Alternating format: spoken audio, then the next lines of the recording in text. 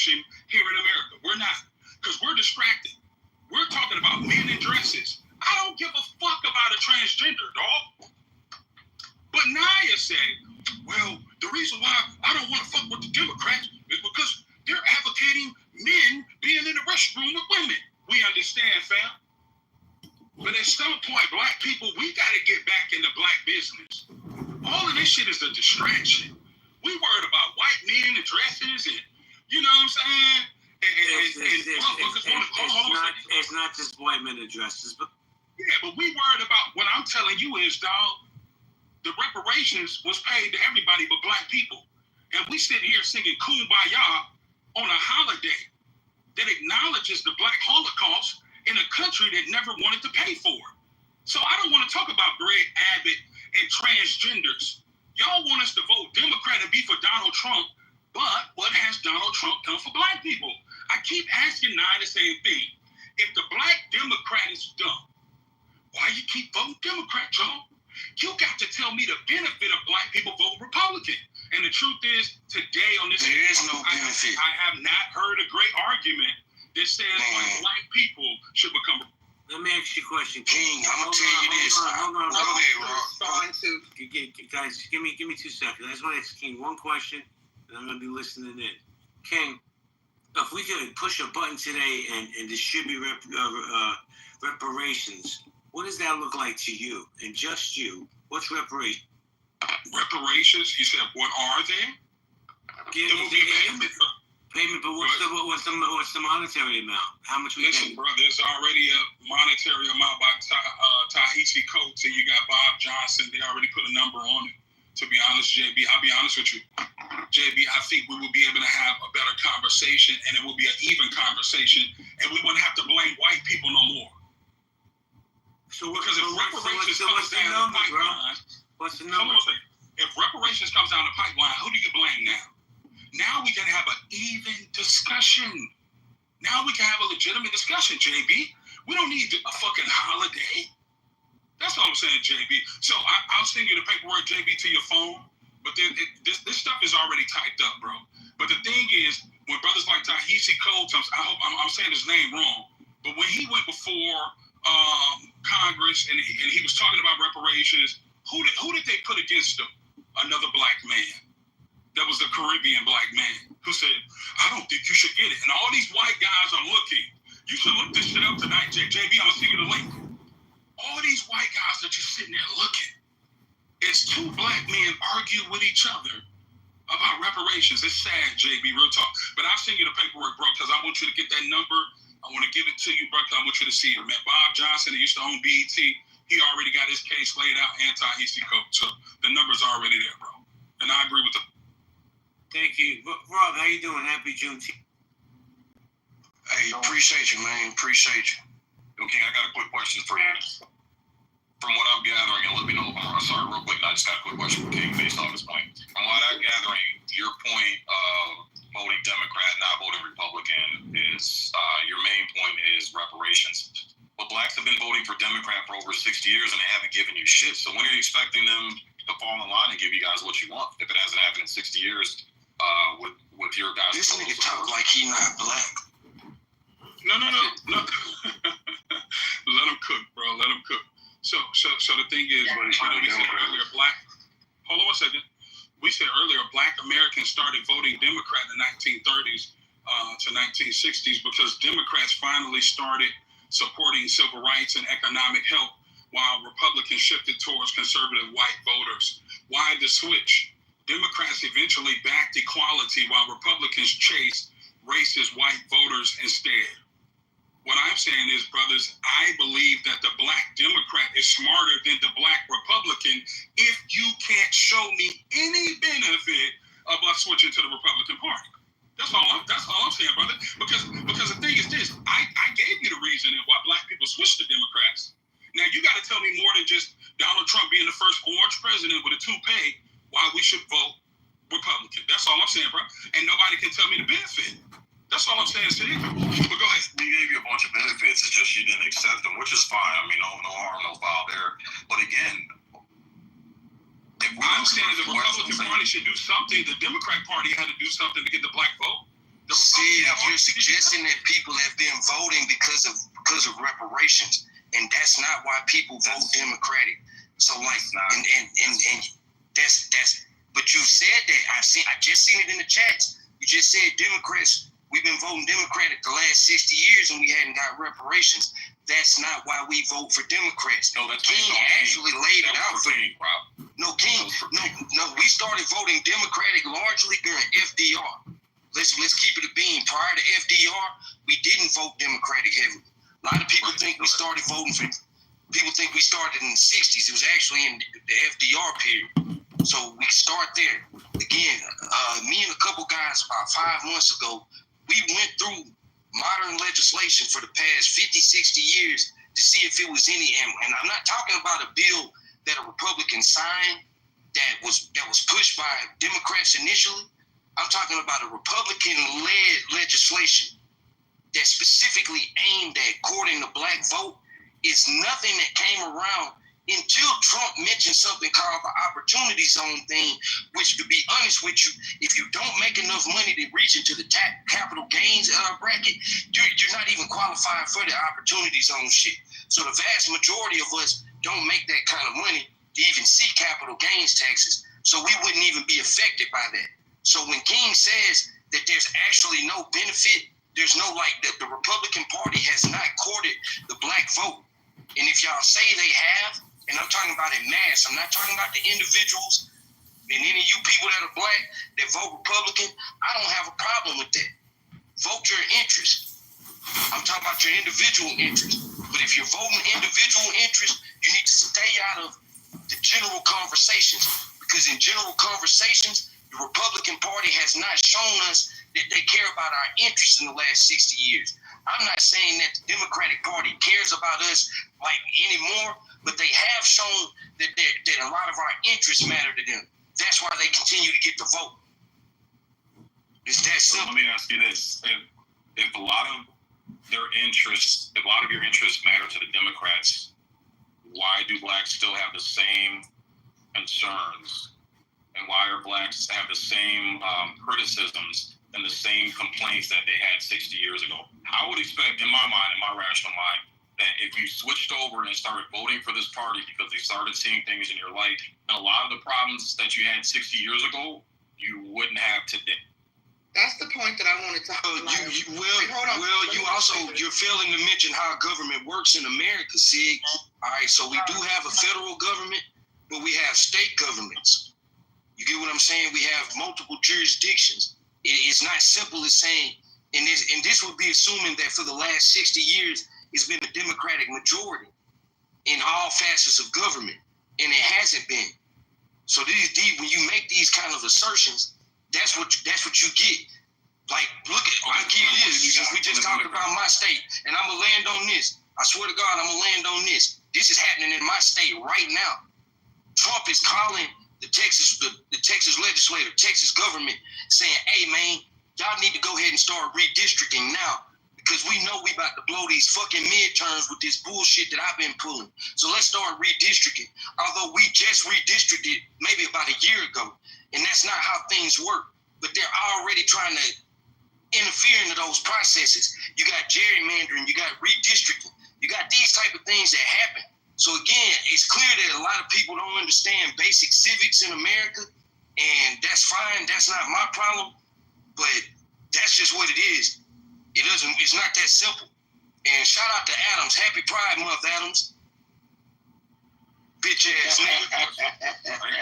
Real quick question for Rob, and I'll be done. Rob, what has a Democrat in the past 60 years, since LBJ, since the Civil Rights Act, what gripes has the Democratic Party fixed for black people? Because when I go to Baltimore, when I go to Compton, when I'm in Detroit, when I go to DC, and I go to black neighborhoods where it's democratically ran, I still see the towns and the neighborhoods are dilapidated. The school systems fucking suck. Like, these black kids' education are fucking horrible. And Republicans and white people have not been in there running these cities for decades. It's been black Democrats. What has the Democratic Party given to black people to help their current situation? Because when I see it, still looks like it seems like it's not progressive. All right, this is all I can tell you on this, man. You would have to look into every city individually. You can compare poverty rates from 1960 to 2025. You can compare crime rates, things of that nature. I get your point. A lot of things haven't improved for a segment of black people. I understand that there's a thing called generational poverty. Just like there's a thing called generational wealth, there's generational poverty. There are people whose grandparents were in poverty in the 40s, 50s, 60s, and their children inherit poverty and so forth. So that's what happened. These are segments of black communities. Now, what I do know about cities like DC, Detroit, Baltimore, even Compton, let me not say Compton, but the other three aforementioned cities, I do know that there's concerted effort by people to try to improve those cities. I know this to be fact. So, I mean, all I can tell you on that end is that it's not as simple as saying that the Democrats need to fix this. You as well as I know that a lot of this comes from the private sector. This comes from our community. And it comes from local government, state government, funding, things of that nature. So again, I would go to you and I would ask if you could show for the last 60 years. Hold on, what did he say? Somebody said I'm sending Rob a golden rope. I just seen that. Man, you believe that? Are you not seeing this? That Adams is joking around about a lynching and hanging in the chat? But that's too far. Man, Moose, it's all good. Moose, he black though. So, and let me get off my point. He don't even know he gay. He a punk ass dude that come on this app drunk half the time. He come in certain spaces with black people and he try to act like he's more favorable to our opinions. Then he comes into spaces like this and he speaks like this. He a punk. So, like, that's just what it is, man. I ain't got no respect for no nigga like that. Wouldn't give a fuck about what he's saying. He wouldn't put no rope around my neck. I'm from Texas. Come try it, bitch. Yeah, come try it. See what happened to you.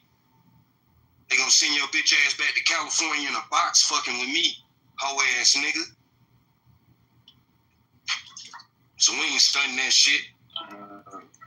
Bitch ass nigga, I'll be at work tonight. My question is that when we talk about reparations, which number one is what I think is that instead of giving reparations to black people, because you're not going to get it, you guys saying that white supremacy still exists, that white people are still racist, that's institutionalized and the system itself is against you. Well, guess what? That system's not going to give you a dime then. Just so you know, if you think the system's racist, that system's not going to give you a dime. But what I think that we should do is that for Juneteenth, we should give every black person the day off. White people have to work for money. Black people get the day paid off, and I think that should be good enough. So you think one day paid off is good? Listen, I like you, but a nobody white boy can't tell me what we can't get. You haven't even done well for yourself. I would love to see. I would love to see how well you've done with your white privilege. You can't tell me what we can't get, family. Okay, you've made a lot of good points, but that's where your point stops. Okay. Well, I mean, asking Daddy Government for money is not going to work. I got you, Keegan. I got you. One thing Hillary Clinton said, I agree with. I keep telling JB. She said, "I don't believe you change laws and minds. I believe you change laws and policies. You don't change hearts and minds. You change laws and policies." So as long as you keep fighting for change, that's how it happens. I'm sure our ancestors were told things would never happen. Things would never come. But they absolutely do. If I lived by your ideology, I would have never signed a death jam. I would have never signed a multi-million-dollar deal with my brother before he passed away. My blood brother. Family, I don't believe anything you say because this is the thing. This is not a handout. This is a debt that's owed. This is a debt that's owed. So I absolutely believe before we leave here, black people will be paid for the original sin that has been committed here in the United States. It's old, family. And I believe we should continuously fight for it. And shout out to Jewish people. I love y'all because y'all fought for y'all shit. I like that.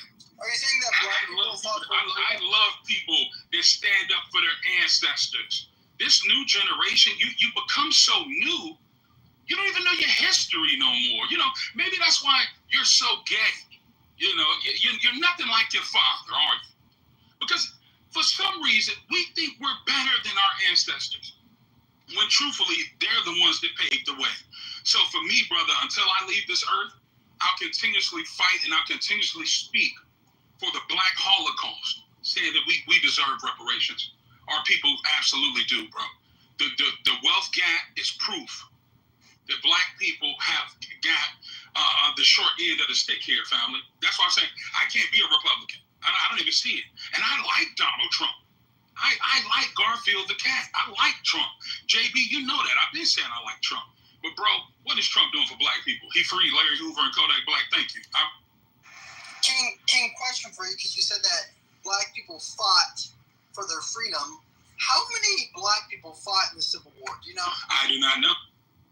Less than 10% of the Black population fought for the Civil War. What percentage of America is Black people? What percentage do Black people represent?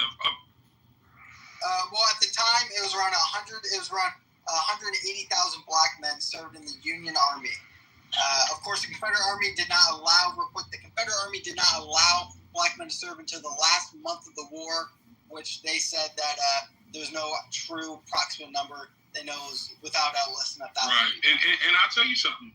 You have to ask yourself, since the Civil War was never about freeing slaves, why did they need those Black soldiers on the front line? You were losing. Black people fought for their own freedom. They did. They got land. They got land and money. The ones who fought, fun fact, they got land and money. I don't know if you guys know about what type of, it wasn't really called a reparation at the time, but it was called the Black Loyalists. During the American Revolutionary War, were given land in Canada and parts of Northern America for their acts of service. Beautiful. And then if you're willing to fight, we were willing to pay you for it. Beautiful. So my thing is, I have a book called 7 Little White Lies. That's how I learned about Abraham Lincoln not really wanting to free the slaves. That's how I learned about the Civil War and the lies that have been told to us, to where we really believe Abraham Lincoln is like something to be revered. Like Black people that fight for their own freedom. The United States was losing the Civil War. You were losing. The Civil War was about keeping the states a part of the Union, right? So once I start researching and looking at stuff, I'm like, damn, we've been lied to 1,000,000 times. You get what I'm saying, brother? So for me, the real elephant in the room is, why are some white people scared for Black people to get reparations? That's the real elephant in the room. And for Black people that are against reparations, what are you scared of?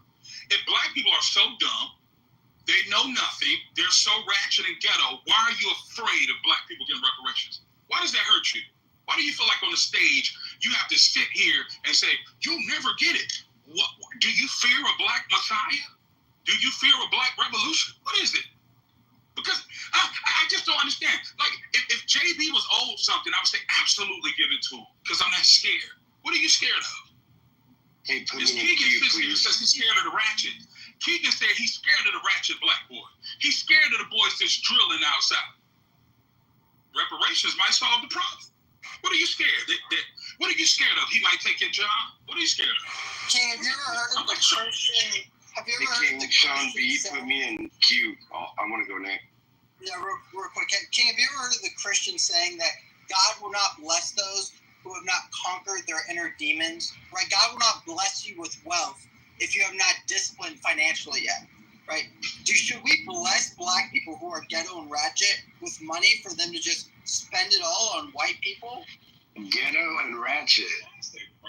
So hold on a second. So are we saying that all Whole room heard that, right? shouldn't get up? Absolutely not. Hold on a second. And you mean to tell me God didn't bless a bunch of white people that are super demonic? Get the fuck out of here. What are we talking about? Hold on a second. Wait a minute. I'm going to prove the point.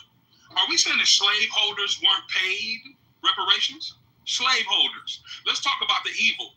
You got Diddy on the stand right now for human trafficking. Let's talk about the evils of the slave trade. Are we going to say that slaveholders weren't compensated for their losses, but not the enslaved people? So, brother, you using God to cover up corruption, I'm not buying it. I know that the Bible was tampered with by government officials, brother. No, I'm sorry. Hold on a second. That was the dumbest shit I ever heard anybody say. It was a comparison of analogy to show you a quote just to compare the situation of should you receive blessings if you do not know what to do with these blessings. That's the point. Whether or not you agree with it, that's fine. But I'm just trying to make the point of should we give blessings to individuals? And this is what a lot of black people I've heard on the stage saying that some people may not deserve reparations. Maybe it deserves to go in a form of a fund because these people will not and should not have that amount of money given to them right away because they'll just blow right through. Listen. If I didn't know any poor white people that would trailer park trash in the Midwest, I would say your point would be accurate. Does every white person have financial literacy? Get out of here, brother. Just say you're scared of black people getting money. Okay. Hold on, Keegan.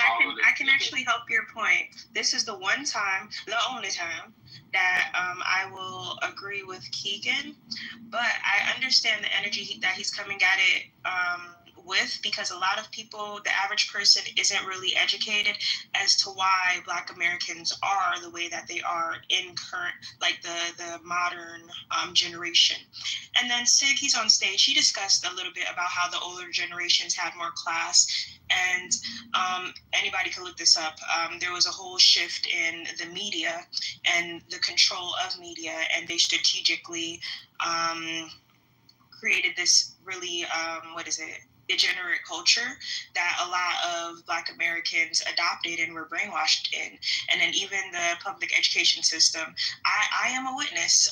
Even when I was in school, they did not give Black Americans the same attention that they gave the immigrants or the immigrant children, or even the white people. That is a thing. And I hear you, Keegan. I hear the energy that you're coming at. I'm just adding like the reason that a lot of those people are in the predicaments that they're in, but not too long ago, didn't I throw you out? Didn't I throw you out before? I don't know how the fuck you got back in yet. Go ahead. You did. When you make a new room, anyways. But yeah, like let's really like focus on that, because I don't think anybody in here is actually like trying to insult the other group, but can we like acknowledge the realities of why the people are the way that they are? And, I like her. That's why, hold on, I'm gonna land super soon, one second. Okay. But that's why there is a need for not only reparations, but some sort of rehabilitation. We've kind of taken, and I see them, like we've kind of, these people need to be re-raised, basically. And I know it's gonna sound awful to people, but that's just what it is. Okay, hey yo. Let me say this real quick. Black people, you got to stop it. White people got you brainwashed out here, man. Listen to me. 246 years, black people, hold on a second, were enslaved. We understand reparations was given to slaveholders, Japanese victims, Holocaust survivors, even Wall Street. Did they have to take a financial literacy class? Why does, when it come to black people, we got to jump through every motherfucking hula hoop to just get some money. But King, if it's old to me, give it to me. But King, when it comes to white people, we got to take financial literacy classes. We need a motherfucking trust. We got to jump through a hula hoop of fire. What's going on, family? And then to hear a black woman sit up here and testify this shit, you the problem. You need to get your ass on. There's something wrong with you. Something wrong with you. King, listen to what you just said, King. You said survivors and victims. No, Nathan, real quick. King, you said survivors and victims. What person today living is a survivor and a victim of slavery? Zero. That's where they're coming from with the argument of reparations, bro. But you're saying there's not a downstream impact of slavery? Hold on a second. Once again, you got to listen to me. For 246 years, black people were enslaved, forced to build this country's wealth without pay. Then came Jim Crow, redlining, mass incarceration, systematic theft of land, labor, and opportunity. The U.S. paid slaveholders for their losses, but never the enslaved.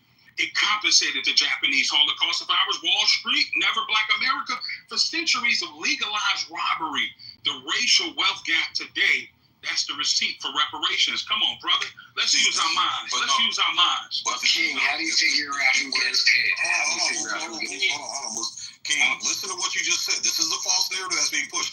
Built this country. Hello, half the country didn't enslave black people. Half the country fought for black people to be free. So how did the North get so prominent? How did the North get so profitable and wealthy when they didn't have slavery? So when you push this narrative that this country, no, half the country didn't enslave black folks. And actually, once you got to that side of that half side of the country, you automatically had your freedom and you couldn't go back to being enslaved. They actually put it instilled laws to protect you from being taken back into slavery.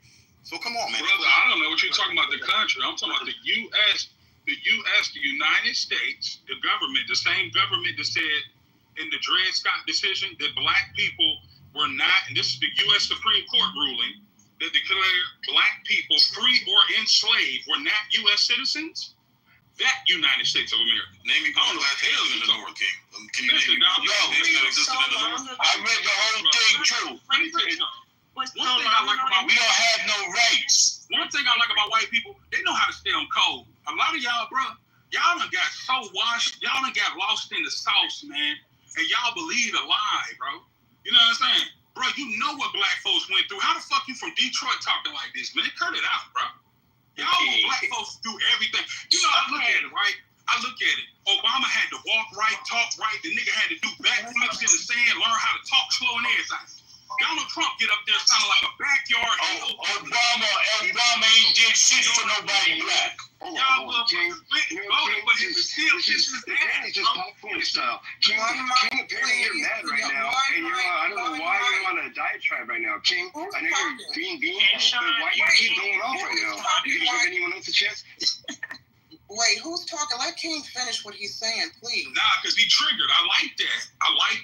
You know why, Nah? I'm going to tell you why I like it. I'm going to tell you the cheat code. I'm learning to love the reaction to the truth. Because if it wasn't real, why would you be so triggered? You know what I'm saying? So, I ain't even tripping. Let him go. I'm not sure either. Everybody mute up. Thank you. Because I've been sitting there listening. Sean, mute up. Like, I don't even want you on my stage. I'm giving you some respect, even though you don't show me the same respect in return. I'm sorry. Publicly. Okay. Shirt, how you doing, Shirt King? She sound pretty too. I'm all right. What's going on, JB? What's up, Nathan? All right, everybody. Let me just say hello to my friend. Shirt King, how you doing, bro? I'm doing good. How you doing? I'm doing fantastic. You don't come to stages often, so what I like to do is pass you the mic, and I'm going to pass it back to King when you're done. I appreciate it. So it's just quick. I talk like you're talking to a 5-year-old. I know some of y'all more educated and shit.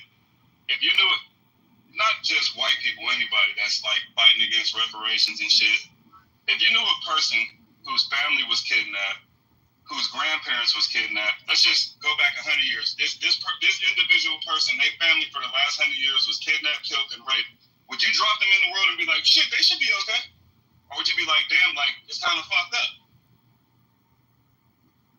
That's the same. That's a good question. That was a good question. Right.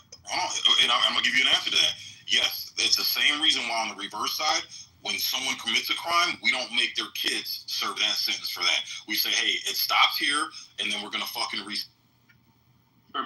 Brother said, listen, man, it wasn't just slavery. It's Jim Crow, black laws, right?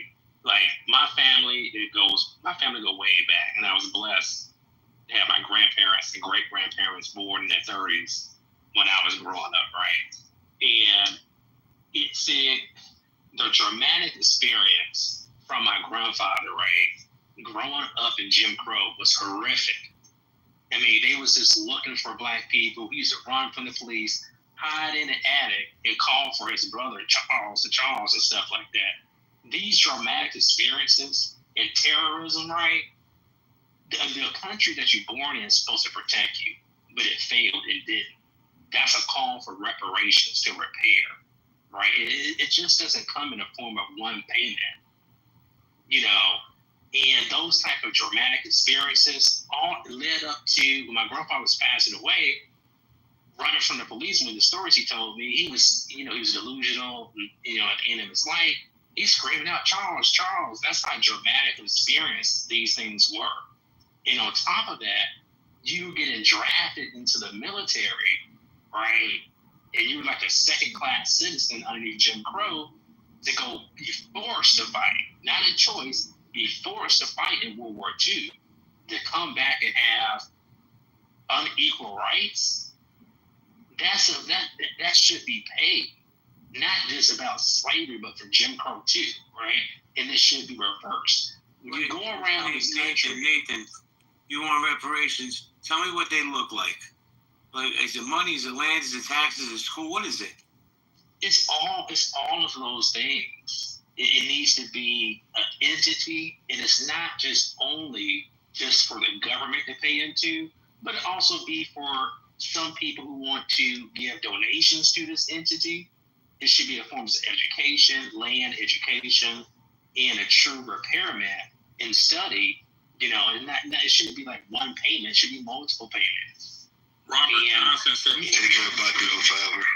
JB, Robert Johnson, BET founder, he looking for $14 trillion for reparations for slavery. Look it up. Now this the thing, right, with Sid. And it's so funny to the brother because he went through some shit and he moves away from the ghetto. Now he overlooks what black people go through.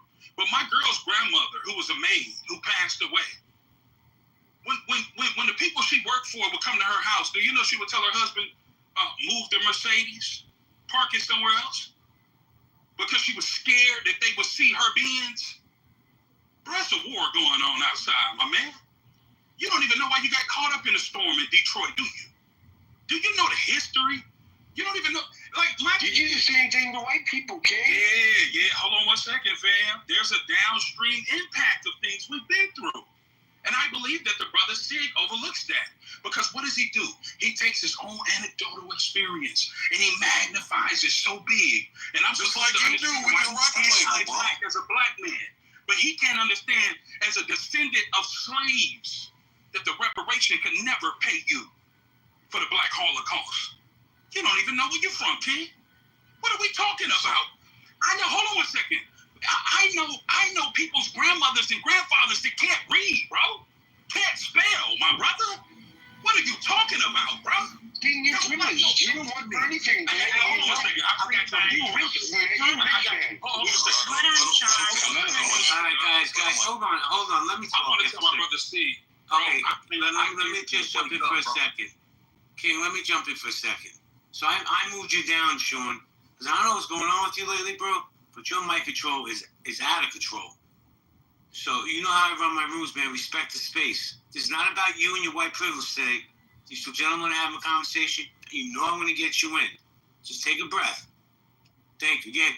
Now, let him in, bro. I was just saying, I hope that one day the brother can actually love himself again. Because I would never deny him his story.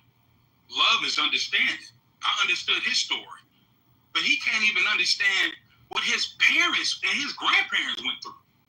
I do not believe his grandfather and grandmother would like you sitting on his stage doing this, my brother. I don't even know, why do you feel like you need to do this? Like, are you getting a cookie from a white person or something? Like, I don't understand, bro. You know the history of what happened, bro. You know that black people deserve reparations. We're the fucking descendants of people that were enslaved, bro. Here we are. I'm from Cleveland. I'm from Detroit. And the country you in don't even like you. The country you in said you weren't even. Look at the Dred Scott decision, bro. Look it up tonight, bro. All I want you to do, bro, do your research, bro. Do your research, because it's the thing. You can talk like Garth Brooks all you want to. Kanye told you, you're still a nigga in the coop. You'll see. Oh, Jesus Christ, man. Again, it's an ad hominem attacks. Notice our side doesn't go to personal attacks. When you talk about anecdotal stories, bro, you've been giving your anecdote through your record label, through your career.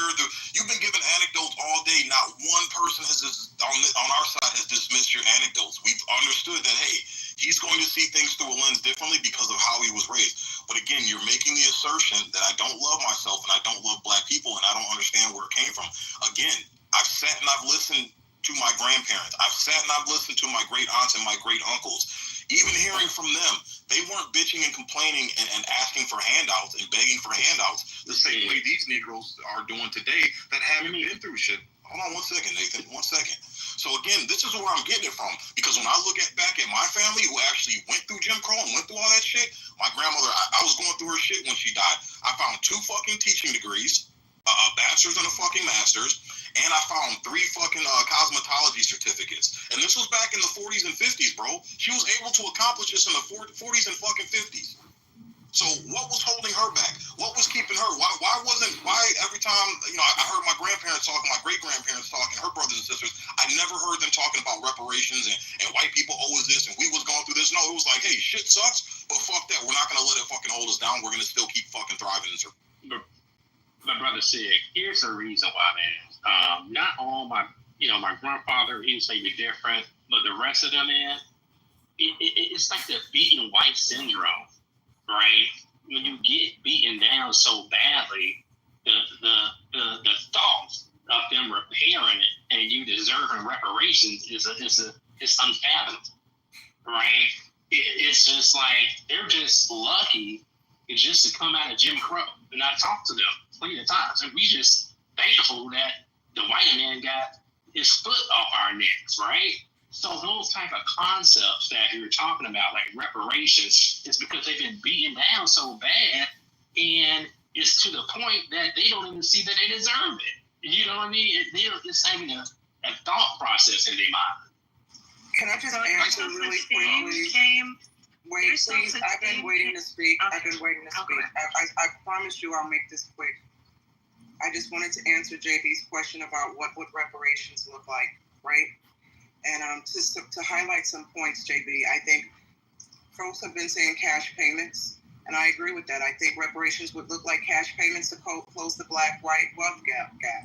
I also think, most importantly, what I would love to see is land grants, allocation of land, kind of inspired by that unfulfilled 40 acres and a mule promise. I'd also like to see the government support land banks, restoring stolen land from restoring stolen land property to descendants of, slaves, foundational Black Americans. I also don't see a problem with reparations in the forms of, housing initiatives. Here in Illinois, in Evanston, they had that $25,000 initiative for residents affected by past housing discrimination. I also think some social programs in the form of tuition-free education could be kind of cute as a form of reparations. Also, adequate healthcare access to tackle the racial disparities in the medical industry that Black folks face. A national apology would be cute too, perhaps, from the federal, the government acknowledging some of these historical injustices. And then we could also go through a lot of administrative framework that would address these things. But primarily, I wouldn't mind to see reparations payouts in the form of land grants, housing initiatives, and free education. I'm done. Y'all can have it. So, quick question to JB's point, and I think Sig's point. So Nathan and I hear you, but how is it executed? How does the government pay out generations and who, like, how is it determined? Do you have to, prove your birth certificate lineage? How is it paid out for generations and generations to come? Has always been my. I've never been against it. I've always been really just befuddled on how the government would pay it out. And I agree with all that, like education, land, but how do you pay it out for generations and generations to come? I guess is my main question. Yeah, the thing about it, Moose, is that the first thing you have to do, like in Germany, what they did, they created an agency or a specific, agency to handle these type of issues. So if you're a Jewish person who affected by the Holocaust, you can go there and make the claim, right? They look through the documents and connect the dots. Well, your benefit in the United States, look, everything's been documented. And that's one of the pros about the United States. It pretty much anybody born as a Black American, right, in the 40s or 30s, right, their lineage goes back to slavery. It is real simple, right? all my grandfather is documented. So you pretty much have the organization come up with certain type of procedures, but you have to prove it, right? They verify it, and it comes in the form of a check, benefits, just like our soldiers and veterans who serve in the Army.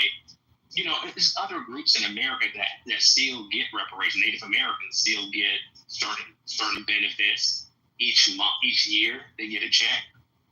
Native, I think Alaskan type people get some certain type of benefits. I could be wrong about that. So they have the forms of delivery.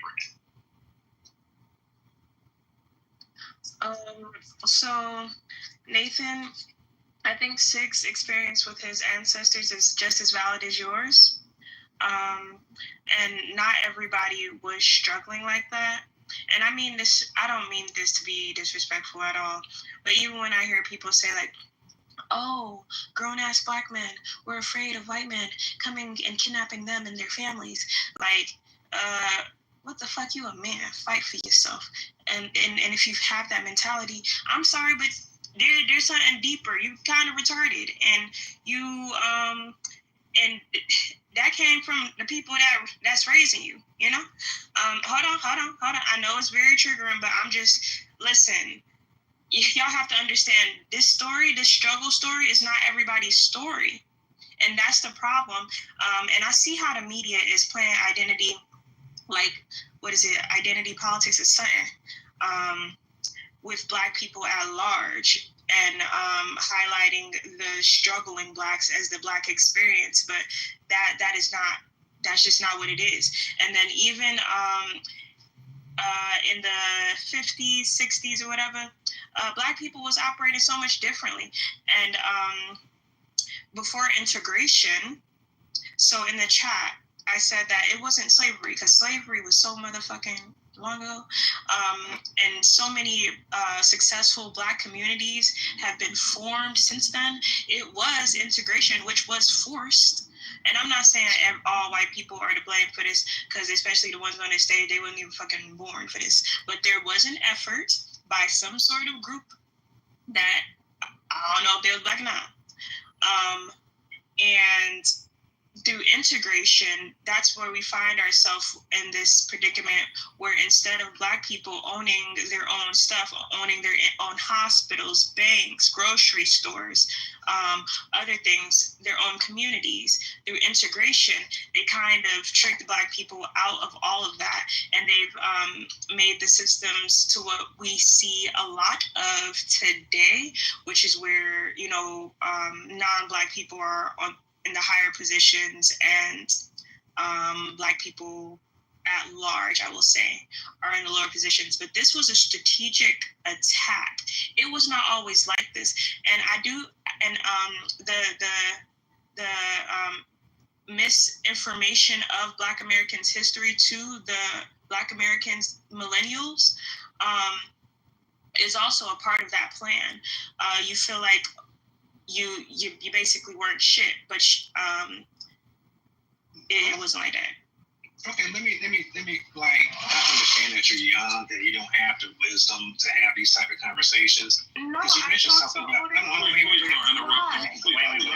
King wanted to speak to. He let her finish. Go ahead. Yeah, you made a misconception of saying that my family ended up struggling, and my grandfather, this struggle type of, misdefinition of it. I'm not going to disclose who my family is or my grandfather is, but, he was a strong man who fought through all that hell and hellfire and became uber successful. He became successful, right? But he wasn't a fool to think that other black men that grew up and his peers were lucky like he was. He almost died in World War II. I wouldn't even be here. But he was the lucky one.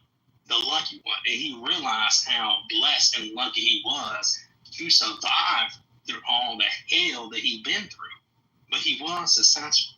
So this type of thing about, it doesn't matter. Like he would say, it doesn't matter how much success that he obtained. He would have been more successful if he didn't go through the Jim Crow, and then they didn't try to constrain us. That's what I'm trying to explain, that you miss and flies right over your head. Just because you have a house, and maybe he had 8 houses, right, doesn't mean that you made it to the promised land and you fulfilled your full 100% potential. It limited, regardless of Black Wall Street or other type of things, as a sense you can point to, they still limited your success. Why do I say that? The core companies of this nation, Black people don't own it. We don't own the resources, the natural resources, the water, the food. We don't own the oil fields in Texas and Louisiana. We wasn't able to participate in the economic booms in America. The oil rush, the gold rush, all of these rushes, we was not able to participate. We don't own airlines. We don't own a massive car company. We don't own really true, franchises. We don't own Lockheed Martin, Northrop Grumman, all these type of organizations. America picks its winners and losers, and they keep choosing to not pick us. And the fact that the things that you're saying, it flies over your head, is a testament of what I'm saying and the reason why we need reparations. Because you fundamentally don't understand the need of why we need it. So right. Let me come in. Yeah, we need it. When you're done. Go ahead. Damn, why interrupt him? He cooking, man. No, he's cooking, and I agree. No, really coming from my heart, like land and displacement of people saying they can't live somewhere because it's a white neighborhood. There's displacement that's systematic. That's where the systematic racism is. So, like when we were having that discussion, I definitely agree that there is some systematic racism. Now, I guess my family deserves an exemption because we didn't own slaves, and I can trace my family back historically, pictures. I can provide all the proof, the checks, and the receipts. Many of you don't have the checks and receipts that I have. I could literally provide you a whole history book of my family's history. We were homesteaders, and my family were preachers coming out of Sweden, inlay Sweden, in the mid-1600s when they came here. We never had slaves. So I guess I get an exemption from when it comes to reparations, because I don't believe that I believe reparations are definitely deserved of people that are obviously going to be whites, right? And maybe even the carpetbaggers, right? Because you remember that slaves were brought in by Black people as well to this country. If you deny that, you're completely inaccurate. So I guess we're going to have to go in systematically into every person's individual family history, if we can, to actually figure out who is responsible and who's not. Because me being white, then you're just stereotyping and saying, I'm responsible for your ass, when my family had no responsibility of supporting slavery, period. Done. That's all I wanted to say. That's all I've been doing. Brother Sean. Okay.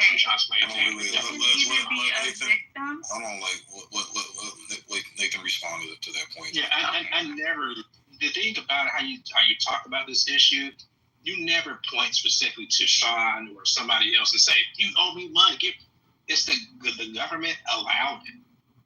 That's why the reparations due to the government that has to pay it. The government allowed these things to go on. Even in Black Wall Street, the taxes that they was paying went into the government, and they never seen the dime of it come back.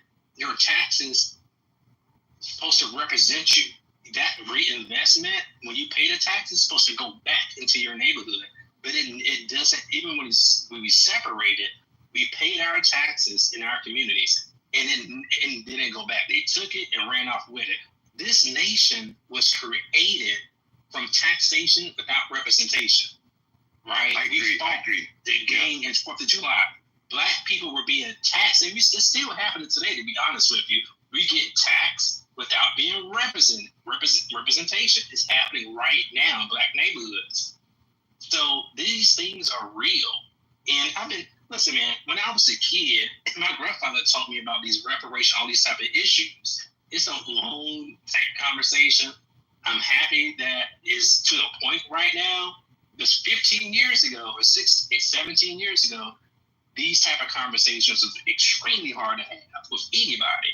But I'm glad that we are here right I appreciate you, Nathan. Yeah, there's a lot of injustices that were made. In some cases, the family members that currently live today and their grandparents, and I'd say grandparents, if your grandparents are 100 years old, born in 1922, give or take, there might be that, but it would be the great-grandparents, and if those great-grandparents and beyond on this land were enslaving people and people that were part of voting and supporting things that were supporting that systematic racism that held you back, then we're going to need to dig their asses out and fucking get the money from them. But you can't hold that against today's generation.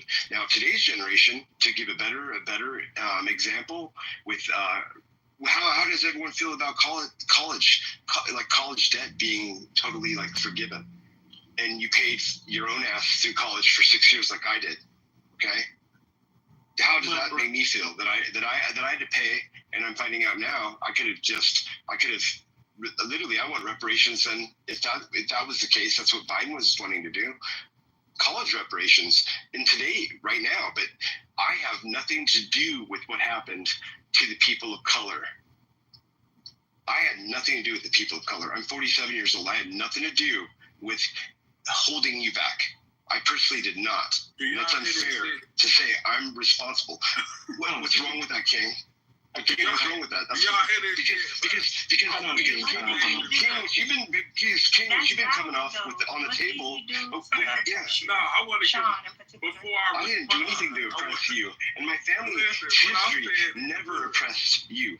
My boy gonna cry about college reparations, man. He passionate about this. I'm not crying. I'm giving you right now how we're directly impacted in our generation of people that live right now.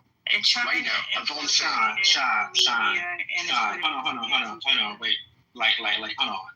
If the government, let's say, did harm to a person, right, today, don't matter, and just the government official raped her, chopped off her leg, and the government said, okay, we're going to give this person from our tax money $20 million as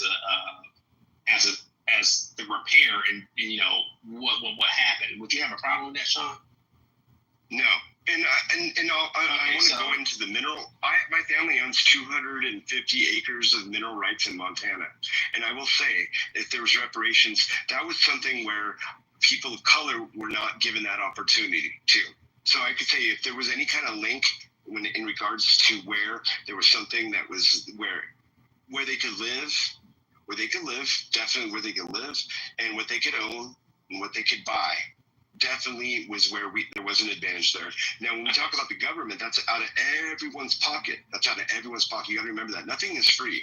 If it's government, that's our money. That's our money. Yeah, it is our money and our money too that's been owed. The protection that I don't want to get down to it, but it's not going to affect you. It may be, actually, it might do a big economic boom for this country.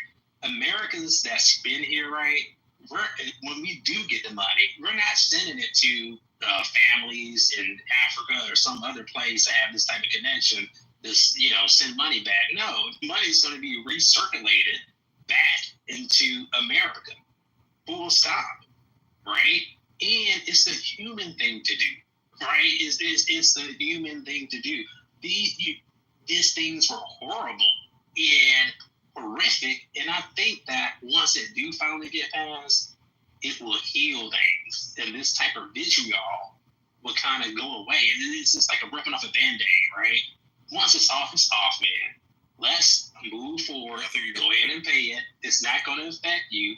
It's not going to hurt you. It's going to make life better for all Americans. Do you think it's going to change everyone? I don't think it's going to change everyone. This is take a beer. Last thing, and I will be quiet. Hold on, let that marinate in your spirit. That brother just cooked. He did cook. I know your point. He burnt the food. He burnt the food. King, you're doing a terrible job moderating right now. Period. I'm doing a great job. I'll be honest with you. I think I'm doing a phenomenal job. No, you're not. No, you went on a little diatribe. King, there's no meat left. It's a charred patty. He burnt the food. It's overcooked. The alarm went off. It's overcooked. Okay, listen. Can I just say something? Because I've been listening for hours now. For hours now. You know, I've been sitting out here. Dr. Adams, go ahead. Thank you. You know, shout out to this black king. Y'all complaining about racism. Okay, I've been out in these streets picking cotton. Okay, my fingers hurt, my feet hurt. Like, this is crazy. Where are my reparations? So when you say that this, first of all, just because something happened to you don't mean that you're entitled to a check.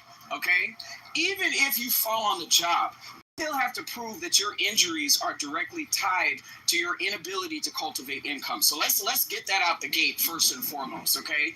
Just because you showed up in this world black does not entitle you to a check. So that's the first point.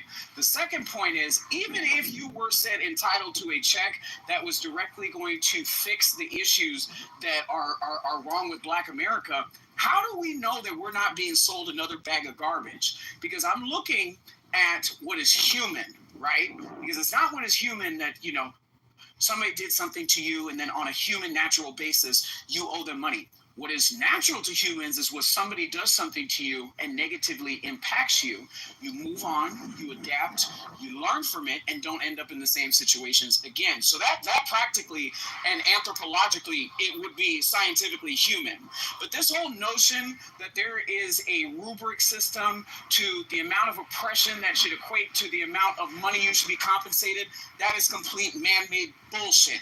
Okay, it's complete man-made bullshit, and it's been weaponized, and it's been polarized to try to manipulate people into a sense of ownership of their well-earned, cultivated survival mechanisms, which is cold-hearted cash. If you have not adapted in this society, given your plight and shit that you did not live to actually go through, when the system has created laws to be able to protect your most privileged black ass in the existence of Black Americans that have ever existed on this earth, then that is your failure for survival. That is your failures of survival that I refuse, in me being out here picking cotton, to subsidize your nappy-headed failure.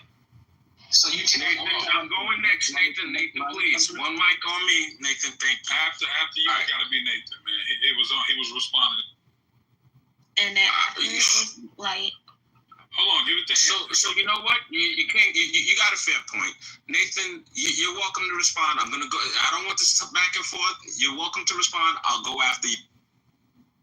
All right, I'm basically just saying like this, right? Dr. Adams said correct issues and blase. When you owe the bank money, right?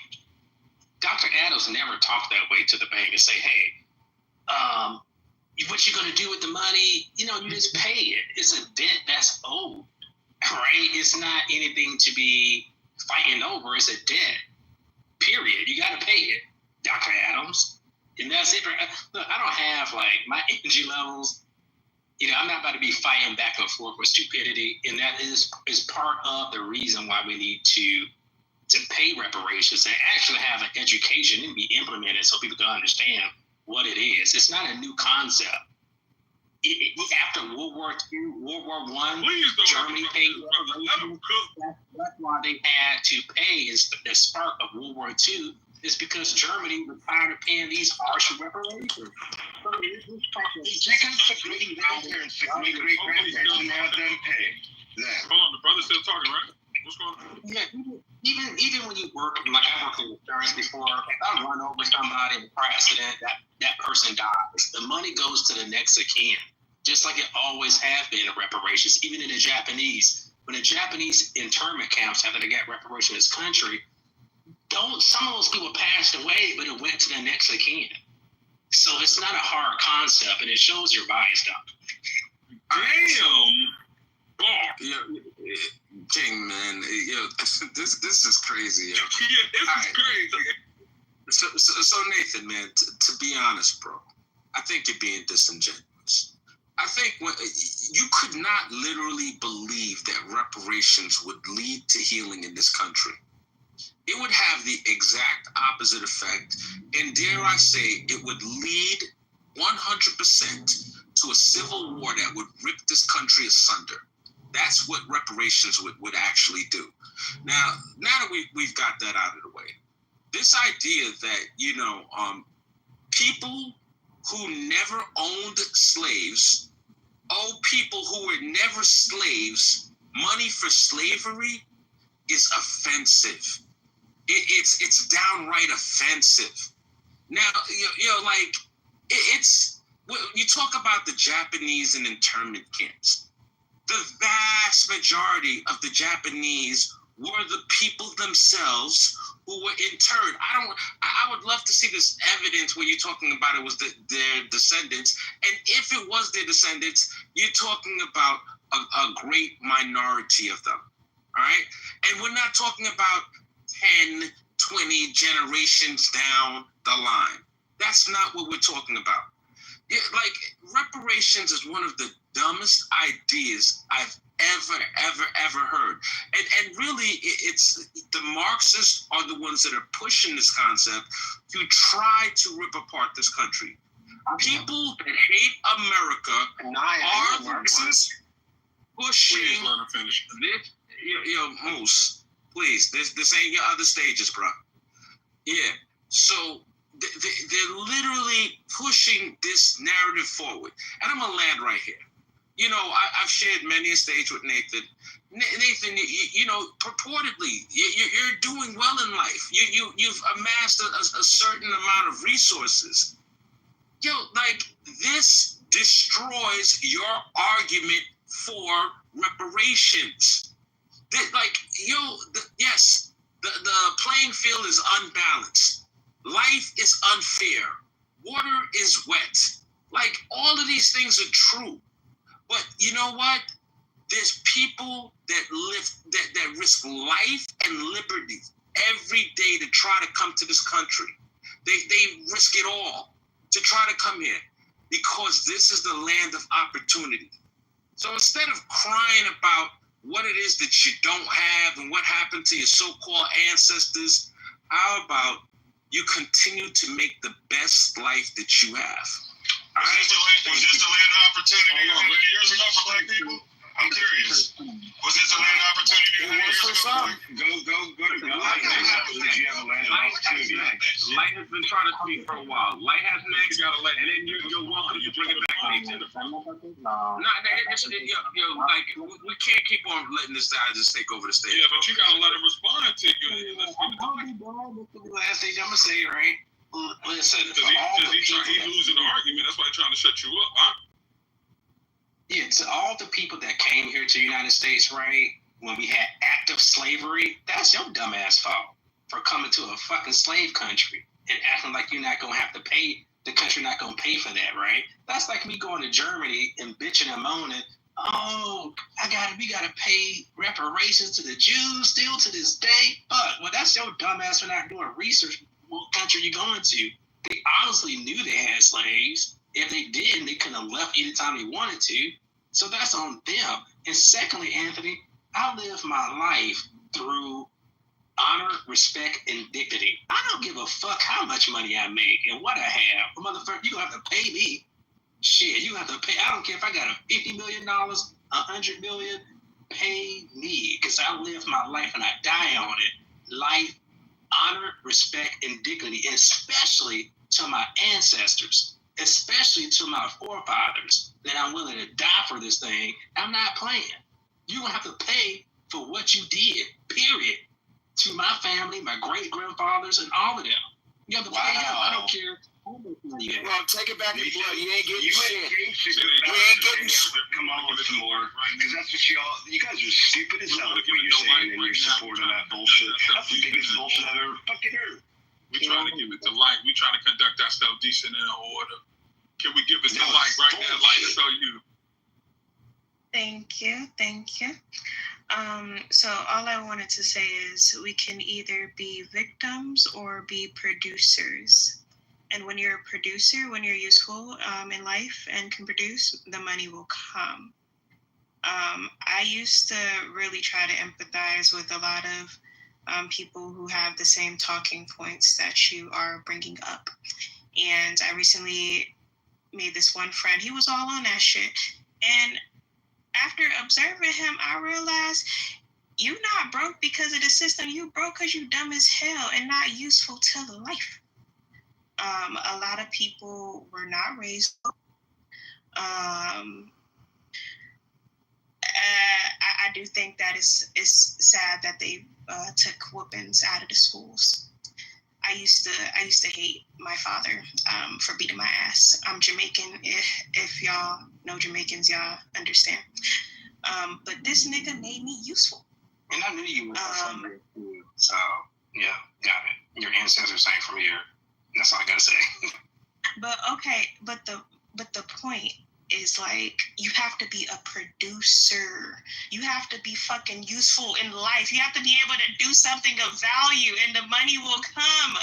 You can be, as I said, you can either be a victim or a producer. Did she hit her head? Is this the same goddess? What is going on? Is this the same guy? Like, what the hell is going on? I stopped messing with these Americans and empathizing with them, Adam. So that's why I'm just over this. Yo, Lige, I'm on track with you, Lige. She never sounded so beautiful. She said you got a question. Shout out to her. What she was I'm sorry your father did. Nah, it's not bad. That's how you train. No, it is bad. Listen to you talk. Go ahead, Sid. Listen to you. I got a question. I listen to you. And you sound like a victim to me. You sound like a victim. I'm sorry. Go ahead, Sid. Yes, I got a question. From the person who subscribes to an Obama phone. Absolutely. Thank you.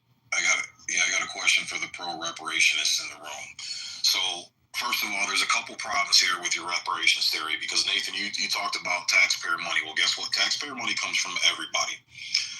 And I'm pretty sure that if I went out and committed a crime and victimized someone, you wouldn't want to pay my restitution. Would I be right on that? Would you want to pay the restitution for a crime I committed? Nathan? Brother, that's how we just answer the question. If I went out and embezzled money from a company and the judge ordered me to pay back restitution, would you mind some of that money coming out of your bank account? Would you mind that? You gotta let them answer. Go ahead. I'm asking a question, Nathan. And brother, what you're trying to say is when a government just answer the question, bro. Man, you won't let them answer. Come on. No, because it's either as simple as you kind of restitution. Nathan, you should answer that question unless he gives you time to expound. This is what I'm talking about, the disingenuousness and dishonesty. You're not being disingenuous because you want to. No, I'm not being disingenuous. No, because he's going to can't answer the goddamn question is the problem. He won't give him time to answer the question, bro. It's a simple yes or no question, King. Just like when you asked me a question, I gave you a simple yes or no. Why are you scared of him answering the question? Because he's not going to answer. It's a simple yes or no question. Well, would you be okay paying my restitution for a crime I committed? Let him answer the question, bro. Yes or no? If you was a non-government official, then why should I have to pay for it? So the answer is no. If you was a non-government official, but if you were, I would be okay with it. Okay, so here's the point. Now you're talking about a taxpayer pool, which everybody pays into. So was everybody a slave owner, Nathan? Yes or no? But everybody that if you wasn't black benefited from it. So correct. Everybody was not a slave owner, but they benefited from it. Okay, what percentage of the white population owned slaves back then? Probably 1%, if that. See, we're talking people don't even know. No, it was 8 to 11% of white people owned slaves in America back then. So it's around 10%. Okay. No. It's not a quiz, brother. Just make it. Hold on. No. Don't guide me and direct me. That's not how this works. So it wasn't 1%, Nathan. It was around 10% of the white population owned slaves back then. How many black families? Do you know approximately how many black families owned slaves back then? How many black plantations there were?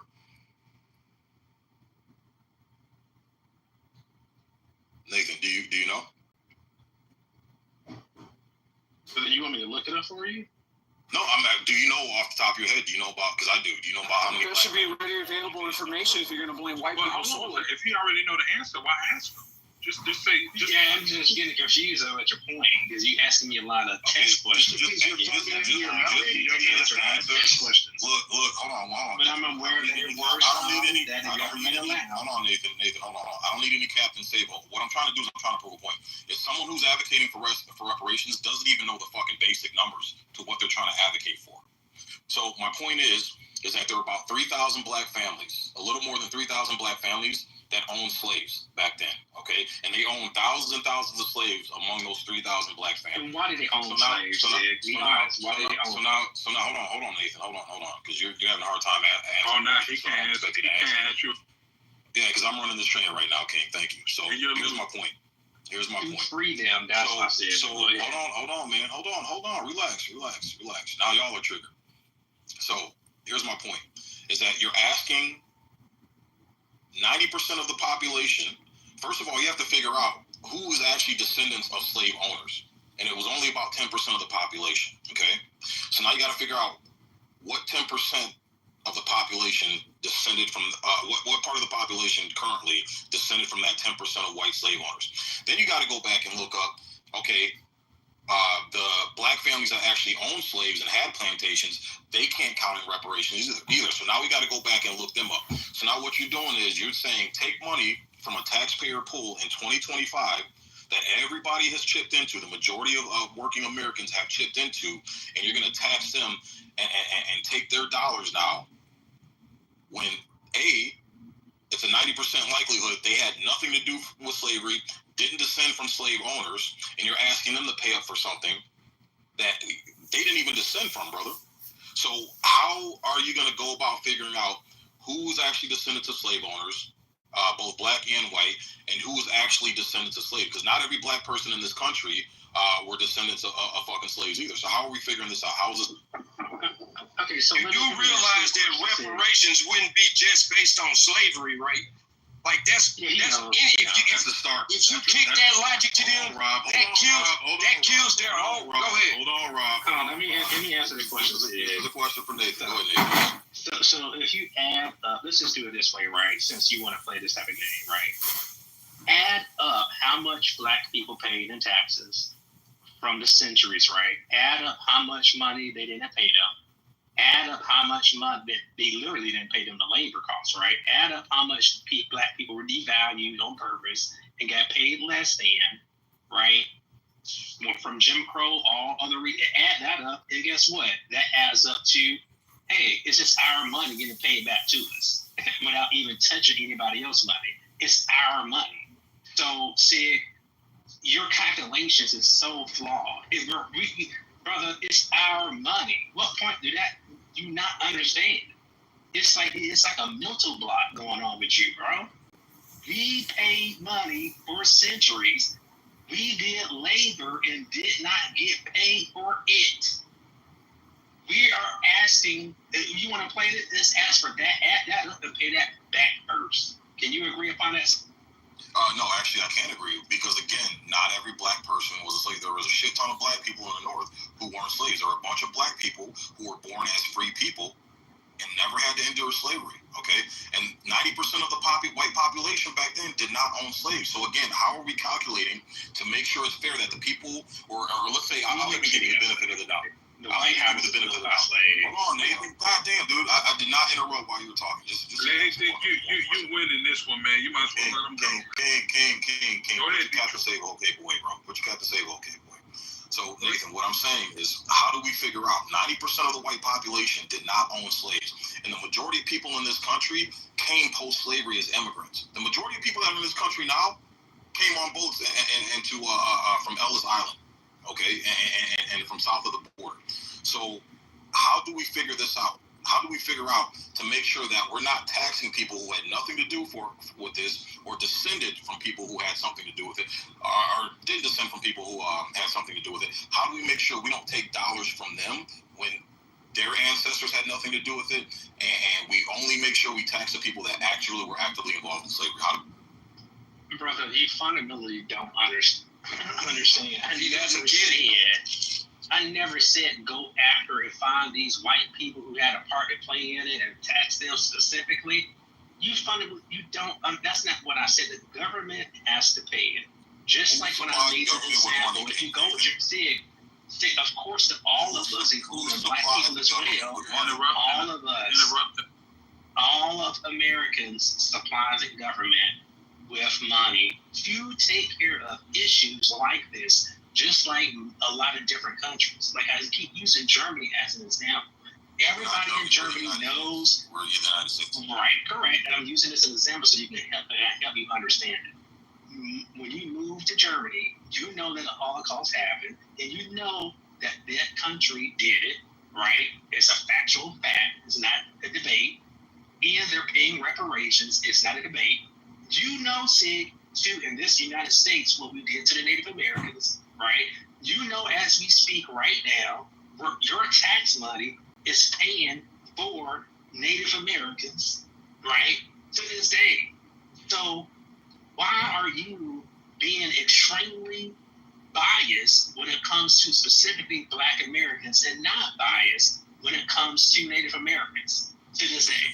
Why are you being Is it fair to say that you just made an assumption that I agree Native Americans today who were not directly affected should be getting money? You just made that assumption. Yeah, I don't think they should. Assumption because you're not crying about it. Okay, but here's the thing, because we're talking about Black. So we were talking about Native Americans. I have the same stance. If you're a Native American today, you don't get shit. If you were directly affected, I see paying out the person who was directly affected. I can see that. And I even gave you the benefit of the doubt of saying, okay, let's pay the descendants. But if you agree that everybody contributes to the tax pool, then everybody's going to get taxed if we're making the government pay it. And just like we established before, nobody's going to want to pay the restitution for what SIG does. Nobody else is going to pay. SIG has to pay that restitution. Everybody would agree that it's unfair for somebody else to pay for a crime that somebody else committed. So why are we taxing and making people who had nothing to do with any of this shit? Jim Crow, redlining, slavery. Why are we making people who had nothing to do with this taking their tax dollars and paying for something? Take that, apply that argument to the military. Apply that argument to the military. I actually would prefer that my tax dollars not go towards weaponry that's used at destroying other people. But I have no fucking say-so on what my tax dollars go into. And it's like, it's really simple to me. Like there's a study, and you guys can look this up when I get back inside. I'll look it up. Nobody wants to look it up. But Citigroup did a study that said racism in America has cost America $16 trillion in the last 20 years. This is just the last 20 years. So if you were to apply that back to just the civil rights era, we don't even have to go all the way to Jim Crow, the origins of Jim Crow, or God forbid I go to slavery. Man, we would actually bankrupt America by what's actually due. And it's not white people per se. And I think it's really like arrogant, narcissistic almost to say that I don't want my tax dollars to pay for that when your tax dollars pay for so many things. Like I can guarantee you the bulk of y'all can't even tell me where your tax dollars actually go to. Wow. So that's number one.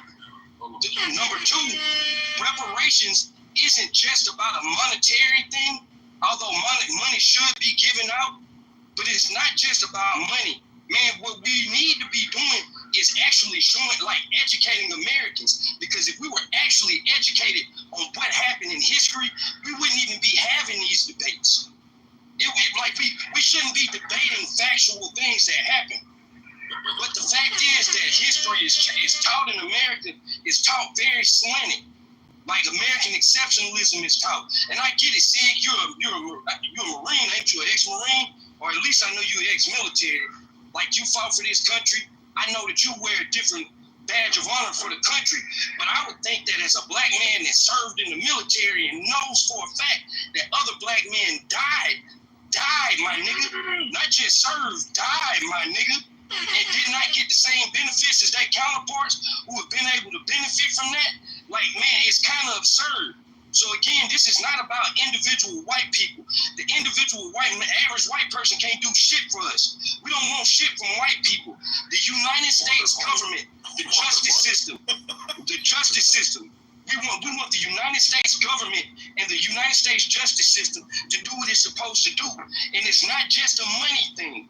Yes, money matters. It matters. But again, if we were to actually, and Sig, I'm gonna assume that I don't even like using the word FBA, but I'm assuming that you won. You a descendant of some slave sometime in your nigga. How do you know? I'm just assuming. I'm just assuming. Are you an immigrant? I'm just saying for the sake of the argument, are you an immigrant? Are you like a first, second degree, generation immigrant? Has your family been here? His family. Yeah, my family's been here, but I don't that's all. have any solid. I don't have any solid concrete. It's not about saying that you were a slave. Come on, man. Come on. Let him answer. You could. But it is fact. It is fact. I don't have any. That from I don't have any. I don't have any concrete evidence that I don't have any concrete evidence that I was a descendant of slave. Go ahead. Well, but you do have concrete evidence that your family was a second-class citizen. Like, you do have that. Like, it's what I'm saying, man. It's just wild to me. Like, I don't know, man. I'm not against white Americans. I want white Americans to know that I really don't give a fuck about y'all like that. I'm not walking around thinking that white folks. Don't swerve. No, I'm just saying. You did good. Don't swerve. Come on, brother. I need you in the fight, man. You're doing good. Don't swerve too far. We got you, bro. Come on. Saying that we need to find the 10% of the people who were slave owners and their descendants. Now, man, it's about the country that benefited. It's about the fact that the wealth gap actually exists, and it's not just about money, though. The wealth gap largely exists because of two things.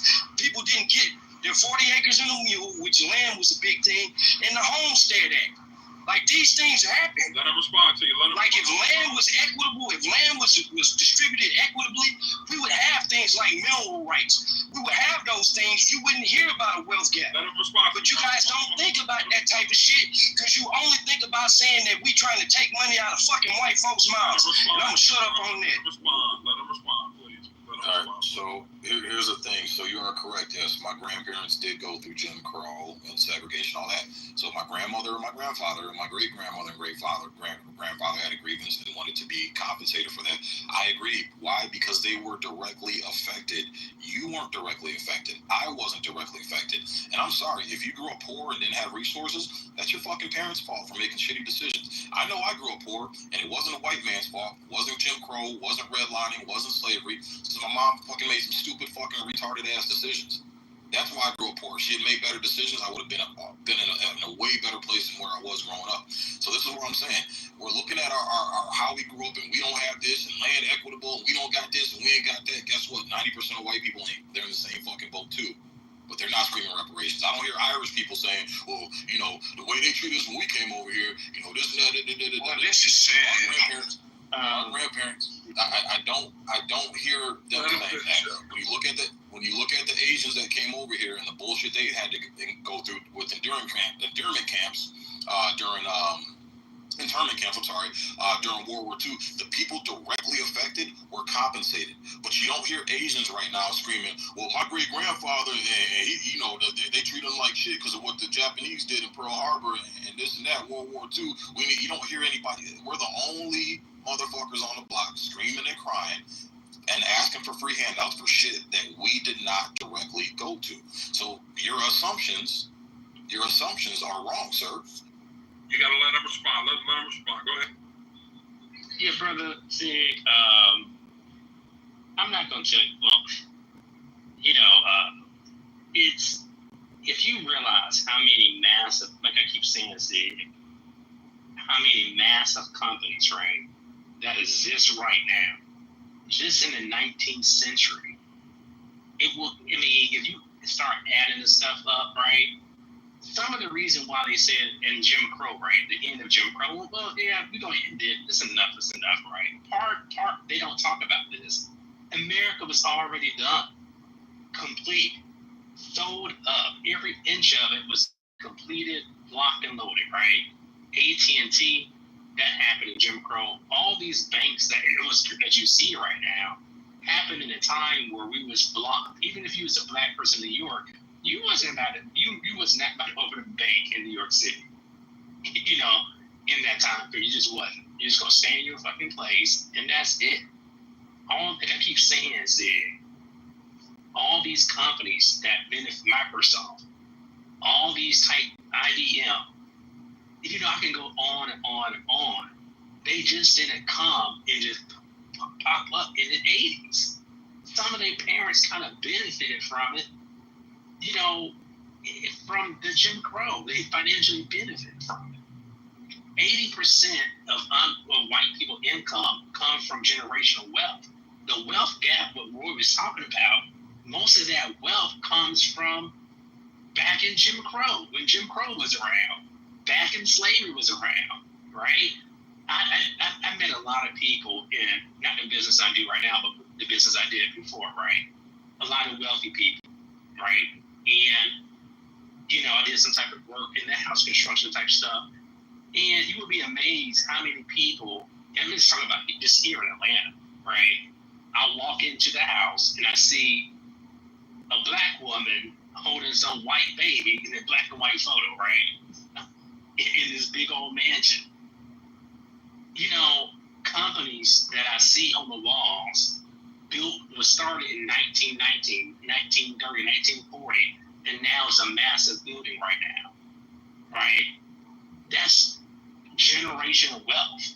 The oil companies that this country owns right now.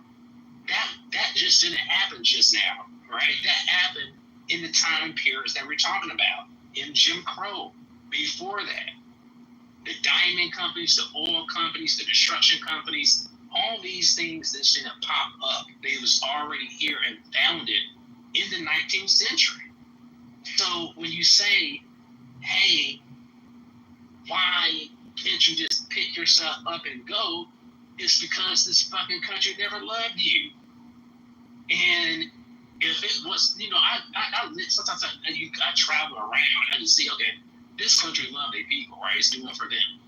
But with us, we're still not getting the type of love and treatment as we should as United States citizens.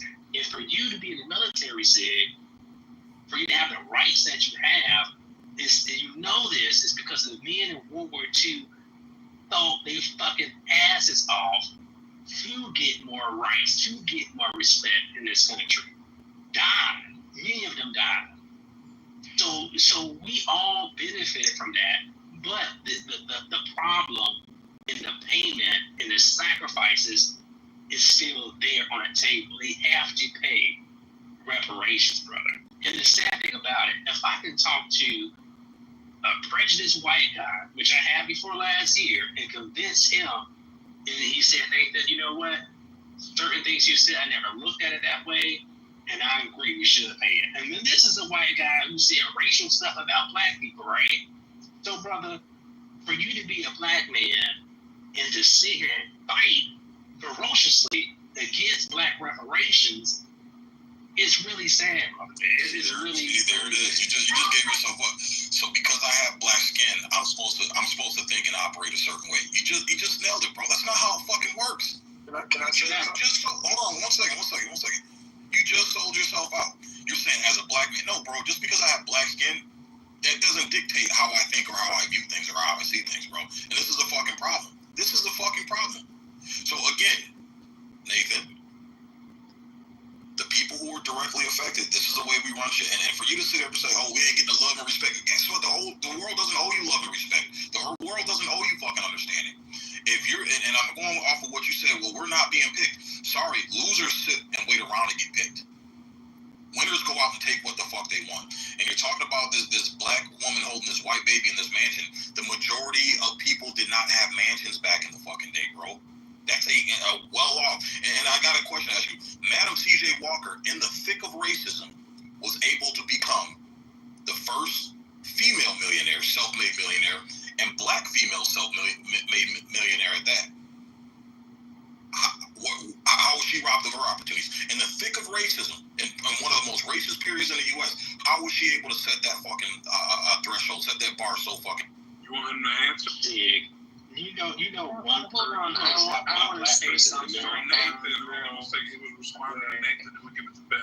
Yeah, the thing about it, if you thought things were so equal, so correct me if I'm wrong. Anybody could correct me on this. Is it one black American in this country that's worth over $90 billion?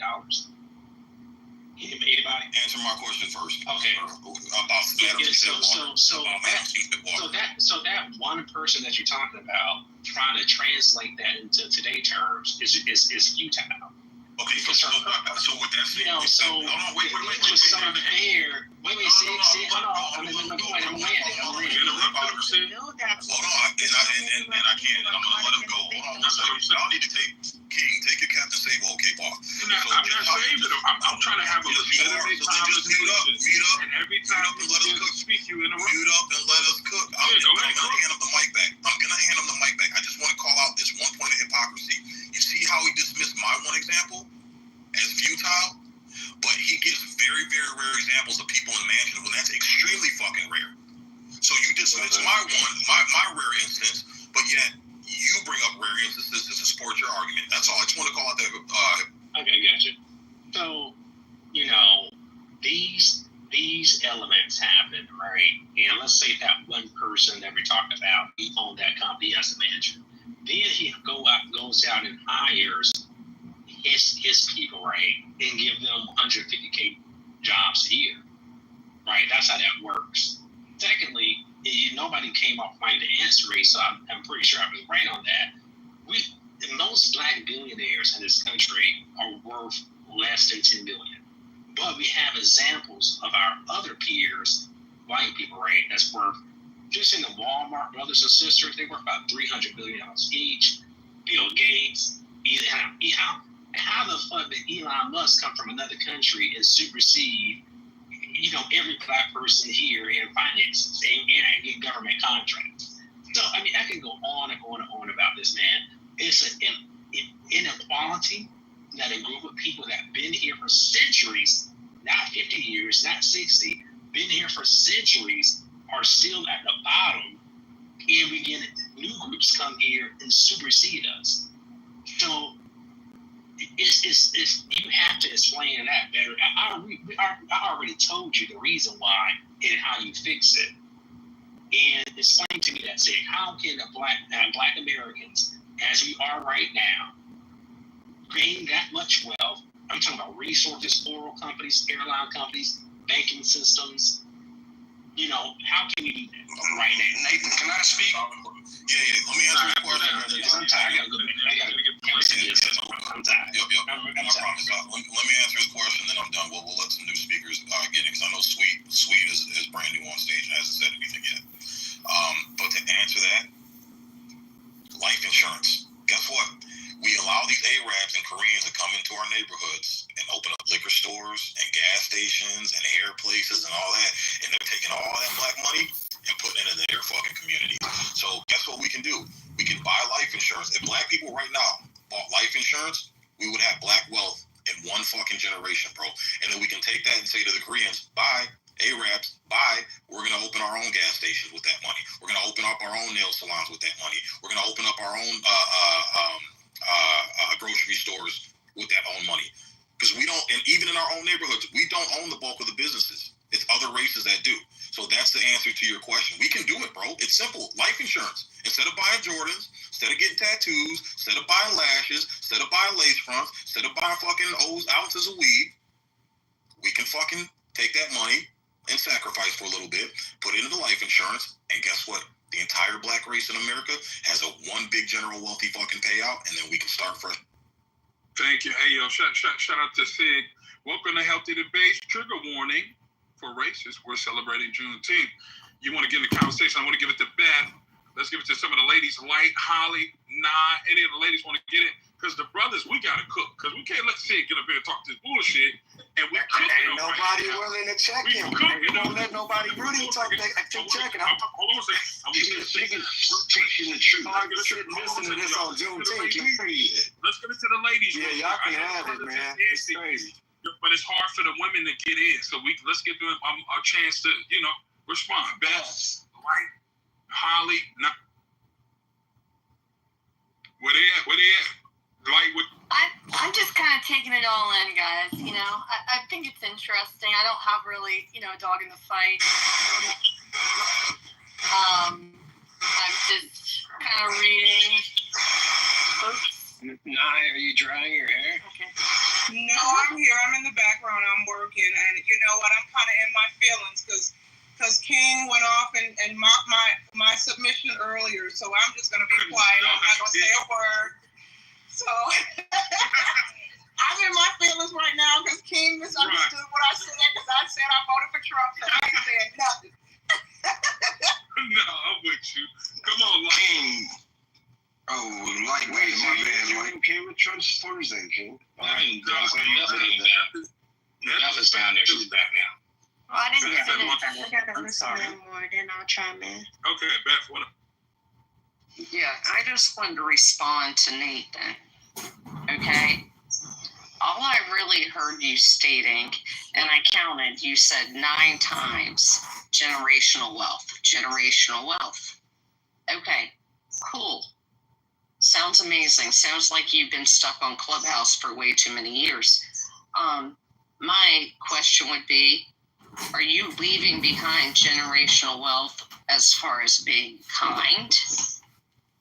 Your family sees you out in the community doing stuff, or is the only thing you want to worry about is reparations and you leaving behind money?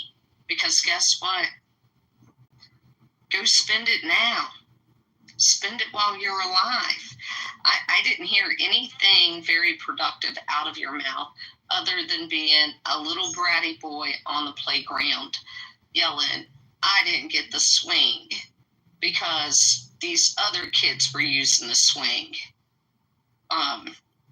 So there is so much more in life than worrying about leaving money behind. And are my kids going to have money left behind? Sure they will.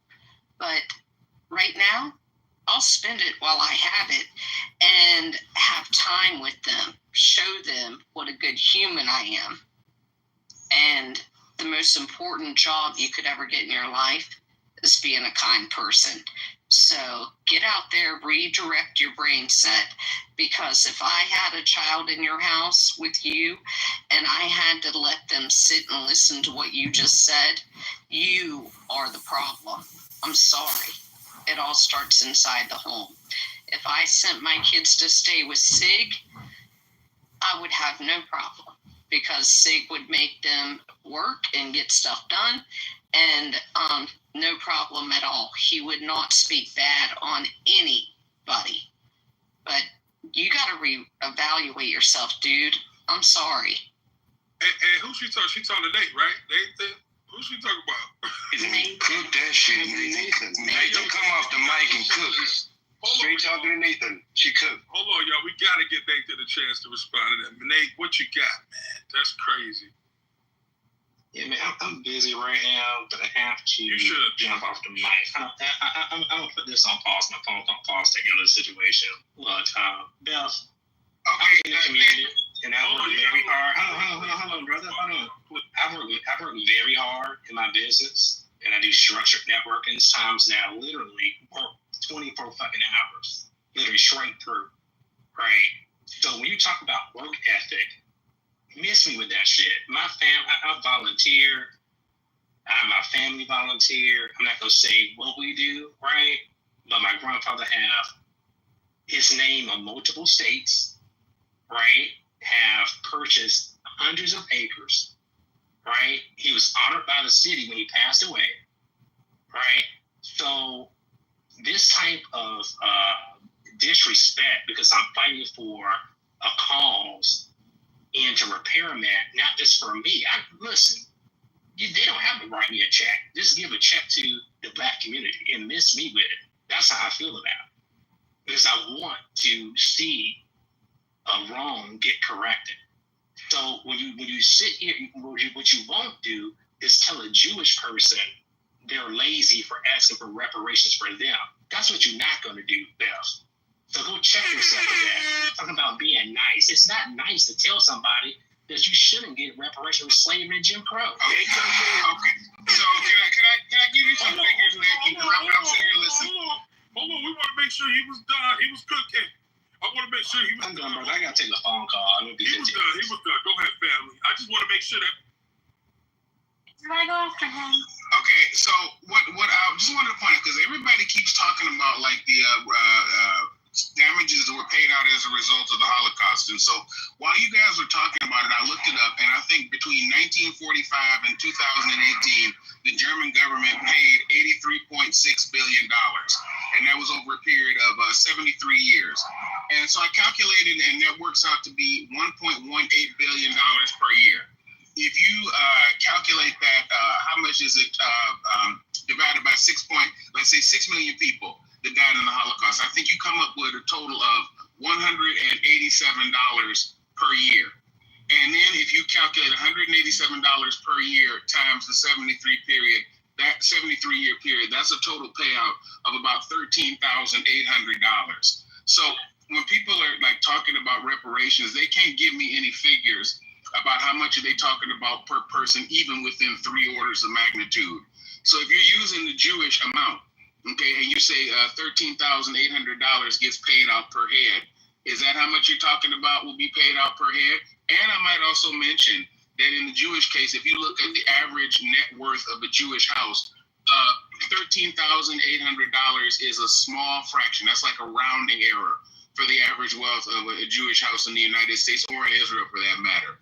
So you can't use the generational wealth argument because it's just not enough that was allocated. So what do you say from? Hey, you guys have to realize that it's not about direct payments to people. Like I think that's what you guys think it's about. It's not like Nathan, use Nathan. Can y'all hear me? Yeah, we hear you. Anybody hear me? Yeah, loud and clear. All right. Nathan doesn't, like Nathan's story, he don't sound like no brother that need no money. You feel me? But Nathan is not speaking per se about himself receiving a direct payment. When it comes to the German reparation, it wasn't just about direct payments. They had to repair the areas around them, infrastructure, education. These things cost. Some of that money, I'm sure, went to Israel for them to relocate in certain cases. So again, it's not about direct payments to people. And even if it was, when it comes to America, I think they said with the 40 acres and a mule, that might come out to about $106,000 per person. You know what I'm saying? So like some shit like that might, with 40 acres and a mule might equal up to, but it's not about giving people $5, $10, $100,000 in their pocket and saying, hey, everything's gonna be okay. It's about direct investments in communities. It's about repairing communities. But you guys don't understand that. You guys don't understand that. Let's talk about what's not understood. If it's not direct payments, if it's like a transfer or something, it has to be some dollar value has to be put on it. Are you there? Absolutely. A dollar value has to be put on it. Sorry about that. Who? Go ahead, Rob. I'm just saying that, that's why I kind of hate having this conversation with people, especially like I don't even want to say white people, but it's disingenuous because they're not listening. I don't think no black person on this stage is out here hurting like that. You feel me? Ain't nobody tripping. Like, we paying our bills, we go to work, we take care of our children, as business owners. That does not mean that we don't understand what's happened to our community for hundreds of years, and in certain cases, things that are still happening. Come on. But unfortunately, when Black Americans speak in certain spaces, it's always this: oh, we're victims. Oh, we're victims. It's this and that. Like, man, I've heard y'all for the last 4 years cry about Biden destroying your lives. I've heard this on this app. I've heard it. Yo, Rob, let me ask you something really quick. The right does love to cry about Biden. Hold on, let me ask Rob something. Anybody else can answer this. Rob, to your point, victimhood and all that, Whoopi Goldberg is under attack right now because she said on The View the other day that Black Americans are suffering just as bad as the people in Iran. What do you think of that comment, sir? Because I feel I think about that, but she's saying that to trigger liberals. What do you think about that? Okay, if you say that in the sense of them being literally bombed right now, no, we're not literally being bombarded with weapons of mass destruction. So I can say that. But what I believe, because I haven't heard this, but when people speak like that in generally, they're talking about certain conditions of Black Americans. And there is a segment of Black America or Black Americans who do live in third world-like conditions. And if you guys want to deny that, I don't know what to tell you. I think, is she talking about, gay people being killed in public and women can't vote and all that in Iran? I don't think she's talking about the war, right? Or do you have any context to that? You know what? My phone keeps overheating. It can't scroll up and down. I can't press any buttons. So it's taken me a long time to come off mic. Apologies. Leah, let me see. I need to watch the full segment, or maybe I can play the full segment in the room. Yeah. Let me grab the clip and I'll play the full segment and we can dissect it. She's trying to make excuses. Who else want to argue again? I want to push back a little on Rob. Okay, so I've been trying to look all this up while you guys are talking. The Holocaust reparations gets brought up a lot. So Holocaust survivors since the 1950s have been, and their heirs have been paid out by Germany about $90 billion since the 50s. It says these payments primarily focus on direct compensation for personal suffering, lost property, and forced labor, rather than specifically funding education or infrastructure. The vast majority of that dollar amount has been direct compensation to the survivors. And then there are some funds that I guess were unclaimed that perhaps their descendants have been able to claim.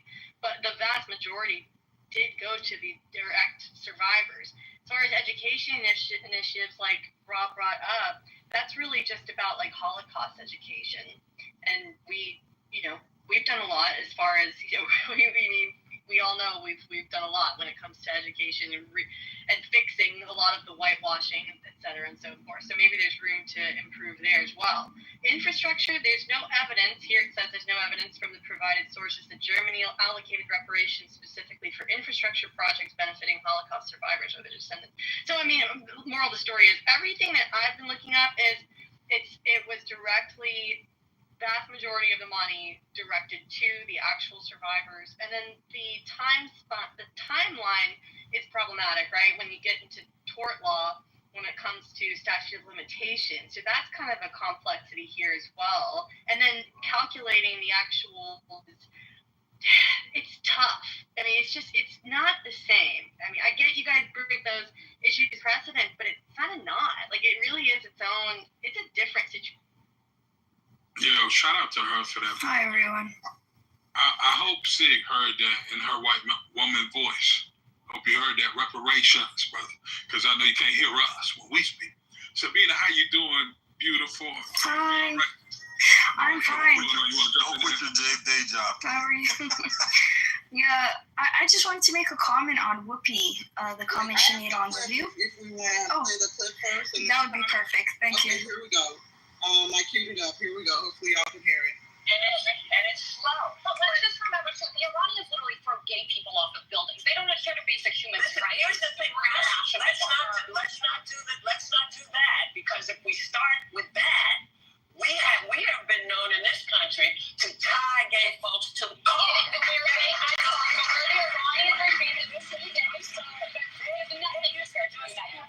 Black people. So let's not even the same. I couldn't say. It is the same. No, it's not. The year 2025 in the United States is nothing like if I step foot wearing this outfit into that I'm sorry. I can't have my hair showing. I can't wear a skirt. I can't have my arms out. I'm just telling you. I literally said it was up to the Iranian people. Yes, it is up to them. And that's why I am saying that it is the same. Murdering someone for their difference is not good. Whoever does it.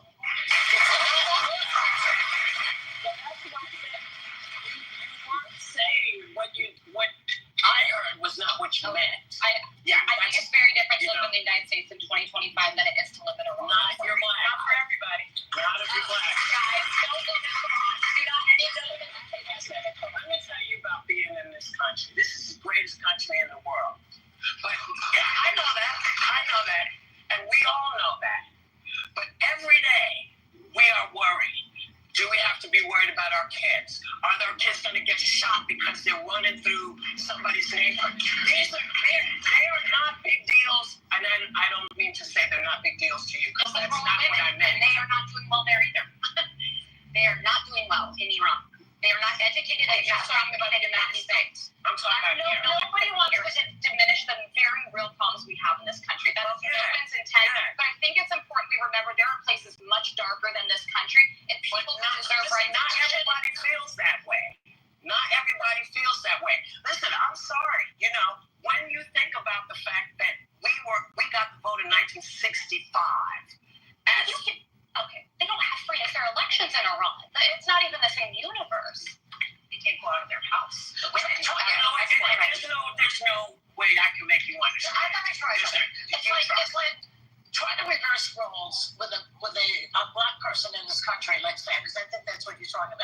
just trying to understand from their point of view. From that point of view, this country does not do them well. Does not go well. I completely acknowledge that. And we shouldn't compare it. If you're talking about Iran, of course, is doing worse things. But relatively speaking, you know that's bad. Okay, but I think you know that Iran is significantly worse. Listen, I was in college. I'm going to talk more about this. And I know what happened. And there you have it. That's Whoopi Goldberg. She says black people living in America have it just as bad as people living in Iran. And I know Sabrina. It's all good. Play some Farrakhan. She's right. You got some of those? She's correct. Sabina was going to respond, right? Yeah. What? I think she's 100% correct. And I think it's disingenuous to compare a war zone to a country that's supposed to be in peacetime. Okay, so for her to try to use the argument of a country that's in a complete war zone, how about this, right? How about she look at Iranian Americans, okay? Look at the stats of Iranian Americans who left Iran, who live in America, right? They're flourishing, they're doing well. They're actually one of the most economically wealthy people in America, right? So ask yourself, why is that so many groups that are oppressed in their own country could come here and flourish, and you have a whole subclass of people who cannot, right? So I completely agree with Whoopi Goldberg, because at the end of the day, right, Iranian people want their nation to flourish for them to flourish as well, right? They want their nation, and I hope they get it. I do, I truly do. But my thing is that this comparison has become very insulting. I've seen Iranian people who also insult Western women and say, oh, you guys are bleeding hearts, you guys have all these rights. What's with the oppression Olympics? You don't need to get rid of one group of rights in order to gain the other. I even think the comparison in itself is insulting, and I think the whole reason why it was brought up was to try to say, oh, Black Americans, you don't have it as bad as somewhere else, so therefore you should stop complaining. And I think why the whole purpose is try to improve your own country. Okay, so at the end of the day, I support Iranian people 100% when it comes to improving their own country, right? Same with any other group of people. But when it comes to American people, they cannot improve their own country. They always have to worry about 100 million other countries. And that's not fair. That's not right. And that's what this whole isolationist thing comes from, right?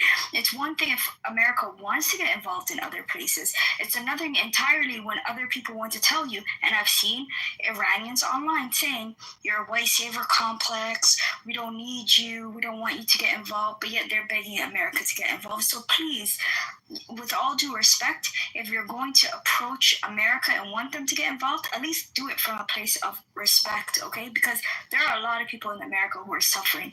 And like any nation, like China or anywhere else, they focus on their own people as well as if they have something to give to other people, with all due respect. So I support Whoopi 100%.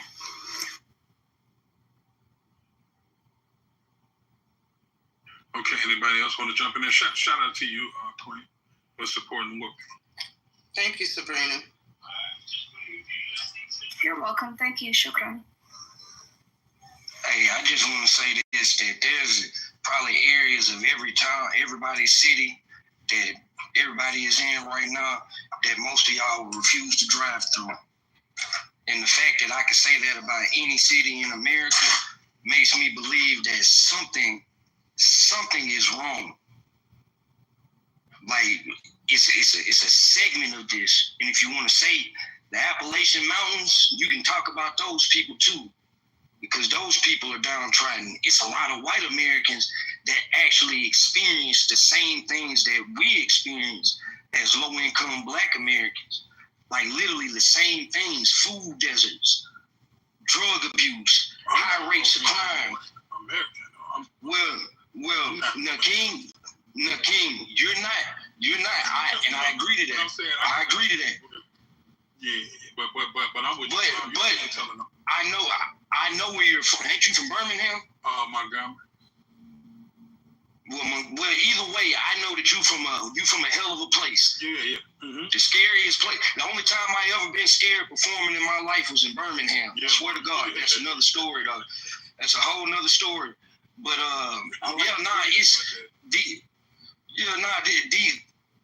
this segment in America, man, that I'm talking about, like We have to stop dismissing these people. And just like that young lady said, like she said it beautifully, like every other place can discuss the ills of their country and try to improve it, but somehow when these people, and in this case the people that are speaking for them, are telling you that this is what's happening, and in a lot of cases y'all guys see this. Like y'all guys won't drive to certain areas in your own city.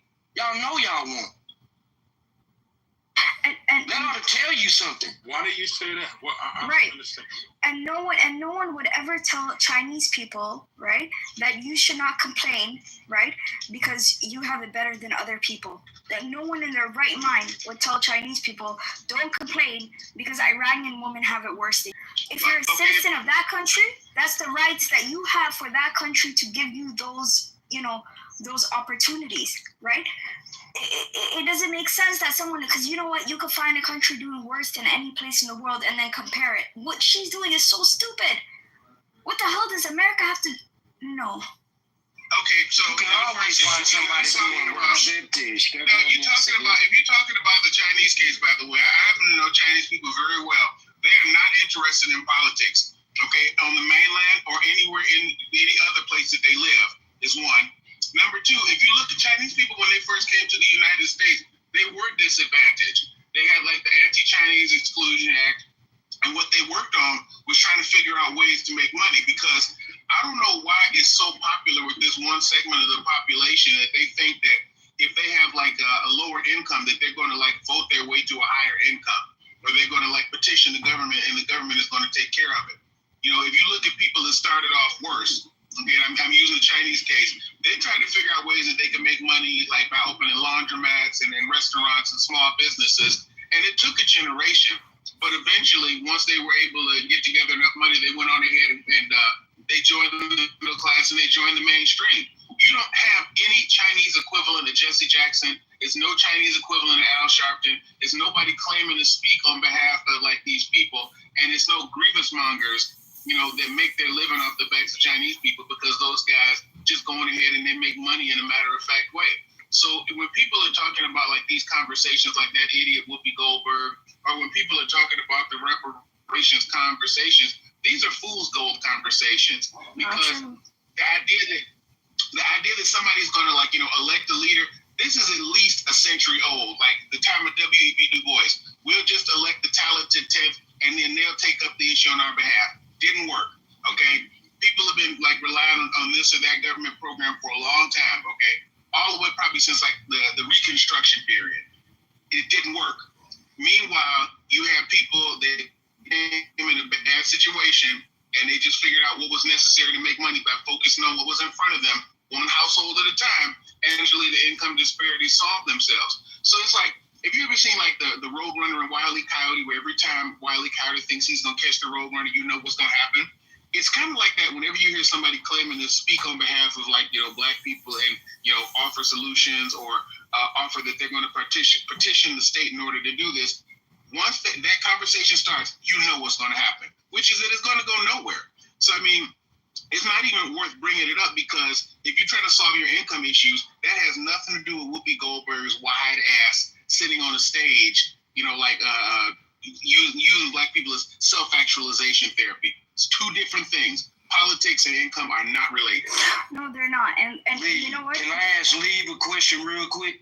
Go ahead, Sabrina. My bad. Oh, no, it's okay. Really quick, I just want to say there's minority groups in every country that have, some kind of disgruntlement or disagreement, who have their Jesse Jacksons or whoever you want to call it. There's the Rohingyas, there's the Kurdish. There are minorities in all those countries who are claiming that they're being oppressed, okay? So they're the nation within the nation. So if a better example would be to compare them to Black Americans, who are the minority within their country. So that would be a better example, right? But you won't even hear from those people because they're in camps or being oppressed beyond oblivion. So no, it's wrong. Like when you think of the Han Chinese, you think everyone is that. No, there's minorities in those countries, okay? There's minorities in the Middle East, right? And the Yazidis, whatever those groups, and to be honest with you, they get killed. So the minority in America, the most famous minority, is the Black Americans, right? And they hold that torch for a lot of people. And a lot of people look towards them as some kind of movement where, okay, because at the end of the day, countries are rated or respected based off how they treat their most marginalized. And that's what America does. They say, we are amazing, we spread democracy, and therefore the way we do it is because we treated Black Americans well, and so on. Because how else can they be the beacon of the world? And now we know it's a lie. So no, Whoopi has a voice, just like the leader of the Rohingyas does, or any other group of people. There's been many minority leaders. It's not just Jesse Jackson or whatever. There's Buddha. There's so many other groups of people whose voices. You could argue Jesus was a voice for the minorities. Okay, I just like to, when we talk about other minority groups, when we talk about, like, especially the Asian groups, like, I've seen this with my own two eyes in my neighborhood where I'm from. I don't know if any of y'all are from Houston or ever been to Houston. If any of y'all know about Bel Air Boulevard that run through A-Leaf, y'all would have seen that how the Asian community has grown over the last 30 years. And I'll say this, when we're talking about other minority groups, we don't have, excuse me, give me one moment, I'm just getting a message. Give me one moment. JB, what's going on, brother? What's up? I can't stay much longer. That doesn't necessarily mean you will be worse off. Hold on, it's some minority groups that are quite wealthy. Hold on, you don't hear my voice, bro? Hold on, this is his room, man. Hold on a second, y'all. Go ahead, JB. What's up, bro? He heard me. He has no respect for the room. But anyway, I can only stay for a little while. So I got some real life stuff I have to handle. But if you and Sig want to keep it open, be my guest. Happy Clubhouse birthday. They have your birthday on. Thank you. Happy Clubhouse birthday. Yes, sir. Go ahead. Yeah, Lee. Sorry, Lib. Yeah, you were talking? So what I was saying is having like smaller numbers of people doesn't necessarily mean that you'll be better off. All right, and so you could look at and I know, by the way, that it is Chinese people other than Han Chinese. They got 55 other tribes there in the country. I'm aware of this. Okay, but I'm saying that you can have Chinese in places like Indonesia, and they're 2% of the population, and I think they finance 80% of the trade. So it's not just because somebody is it's fewer of them in number doesn't mean that they'll be poor. But I'm saying that the ones who are poor and can't come up with a solution, they spend a whole lot of time, waiting for a leader to save them. And there's a whole bunch of leaders that make their living trying to sell their solutions or sell their services. Let me say that. So I would say if you wanted to do it better, you should probably pay attention to vertically mobile minority groups and see what do they do, and not what do leaders tell them that they should do, because it doesn't work. For Rohingya people, even as much as you know who they are they going to get the upper hand in that situation in Burma? Probably not. Yo, Leb, let me tell you something, man. Much respect. You're one of the few men on this app that I'll take a shot at, and you don't get your feelings. So I just want to say that.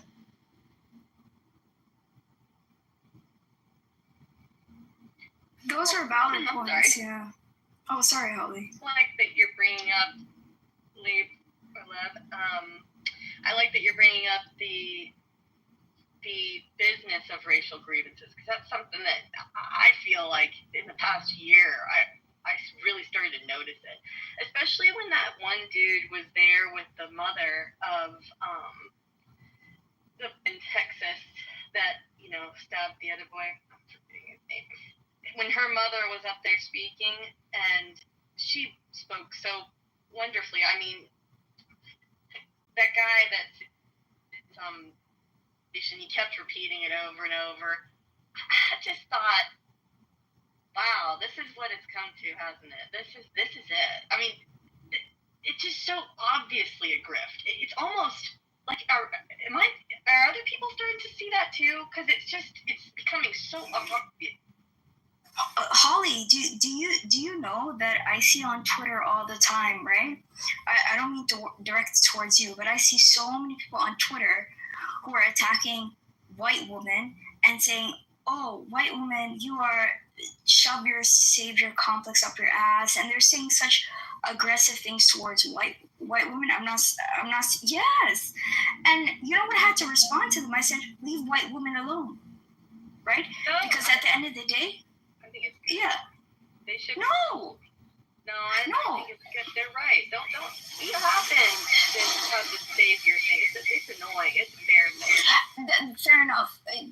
Take responsibility for the things you do wrong. 100%, I agree with that. But what I'm saying is that other countries who are very critical, right, of white women or white men or whatever, it's like if you want to, get your country to change, you have to die for those rights. That's what the ancestors of Americans did. You go to war, you fight it out, you do this. It's like no one else can do that for you. No one could come and create those changes for you, right? So they want to drag white men and white women or any group of people through the coal mines, and it's like, no, if you want those changes in your society, you have to go through the coals just like everyone else did. You see what I'm saying? So I don't even understand why they do that all the time. Why they constantly on. America can never be itself. It always has to be the police. And I just think it's unfair for white and black Americans or black Americans and white people. You know what I mean? It's never your own country. It turns into this, fortress where other people want to tell you that, oh, you guys are hypocritical. You have to fight in this conflict for us. For what? What are they getting from it? What Americans are they starting Your to phone feel like breaking up. they're being? I hear you now. You sound like you're coming up. I can hear you now. Are they starting to feel like they're being spoken down to? Like, I don't know. Like, it's hard to see when you're being grifted upon. Like, I'm sure there's times when I've been grifted upon, like, and taken for a ride, and it's like, when you're in it, you don't see it because they're like talking what you want to hear. But I don't know. Like, do you think that some of these? Your phone went out. Yeah, you went out, Holly. I don't know. I don't know what I'm trying to say. Do you guys get what I'm saying? Yeah, I hear what you're saying. Yeah, white feminists are being dragged through the coals, and I don't understand because a lot of those white feminists, they're fighting for rights within their own country, and now they're being completely attacked. And Western women, they don't know. I don't understand it. Like, if you want rights, you don't have to attack Western women. You don't. You can, use any other group of women as an example. I don't understand it. It's confusing to me. So you're saying they should attack other groups of women? I'm not saying they should attack, but let me give you an example, right? If Iranian women, right, I'll just give you an example. If they want to say they want to dress however they want, why not use African women as an example, right? They dress however the fuck they want, right? Or you can use other groups of women. If you say, and I've seen Iranian, influentials who say Western women, they're not attacking for us, they're not supporting us, they're not doing enough for us. What do you want them to do? What do you want them to do? Because they're trying to help, right? But at the end of the day, if you want to fight, like, you have to fight to get your country back. That's how it works, and they're doing it. I'm friends with a lot of Iranian women. They're doing it. They're doing it right now, and I think that's incredible. But no one else can do it for you. That's what people need to understand. No one else can do it for you. Yo, hold on a second. So you said no one else can do what for you? You fight for you? This is what you're saying, Queen? Yeah, transforming your society, no one else can do it for you. You can't buy mercenaries to do it for you. You have to do it yourself. Yeah. Is somebody trying to do that? You feel like? Yeah. Are you on? Yeah, because, brother, if you see on Twitter and stuff, you see so many people who are Iranians, and I really want the best for their nation, who are saying stuff like the white savior complex and, oh, you guys are not doing enough. And it's like, this is your time to strike. This is your moment, They have all the recipes, but they need to strike. And they're doing, no one would ever say the Middle East is not brave, right? But at the end of the day, there's so much violence put towards, the West, like, oh, you guys should do this for us. You should do for... At the end of the day, you don't have to do anything to people who are degrading you, right? You build allies through love, not through... Samir. If you don't support us. Yeah, Samir. Sorry. No, hey, stop being Canadian all the time. Okay. I mean, geez. But yeah, I was just gonna say, because we know each other for a minute now, and I remember when you were too shy to come to stage, and now you became a revolutionary. I think it's amazing. See what Clubhouse did? Thank you. I love Clubhouse. I do. Thank you, JB. Why the 50th new name? I don't know. I'm just watching this, and I want things to go well for Iran. I really do, and I hope they have a lot of women who are stepping up. So I want things to go well for them, and not in not in a way where you have to. The Whoopi video broke my heart because it's like you don't have to attack her, right? To push, their rights. You don't have to do that. You don't have to compare. It was in my opinion, I thought it was hurtful. What was hurtful about it? Maybe I'm missing something. What was hurtful about the video?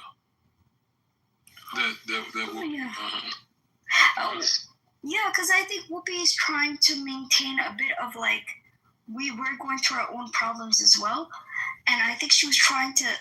The nation that she's in doesn't belong to her, and I think she was just trying to hold on to this idea of we can develop our own rights, but this oppression, I think the oppression Olympics is too very insulting, and it's telling Black people that, oh, who do you think you are? You have too many rights. Compare yourself to women of those rights. I don't think that's what the other girl was doing, trying to say.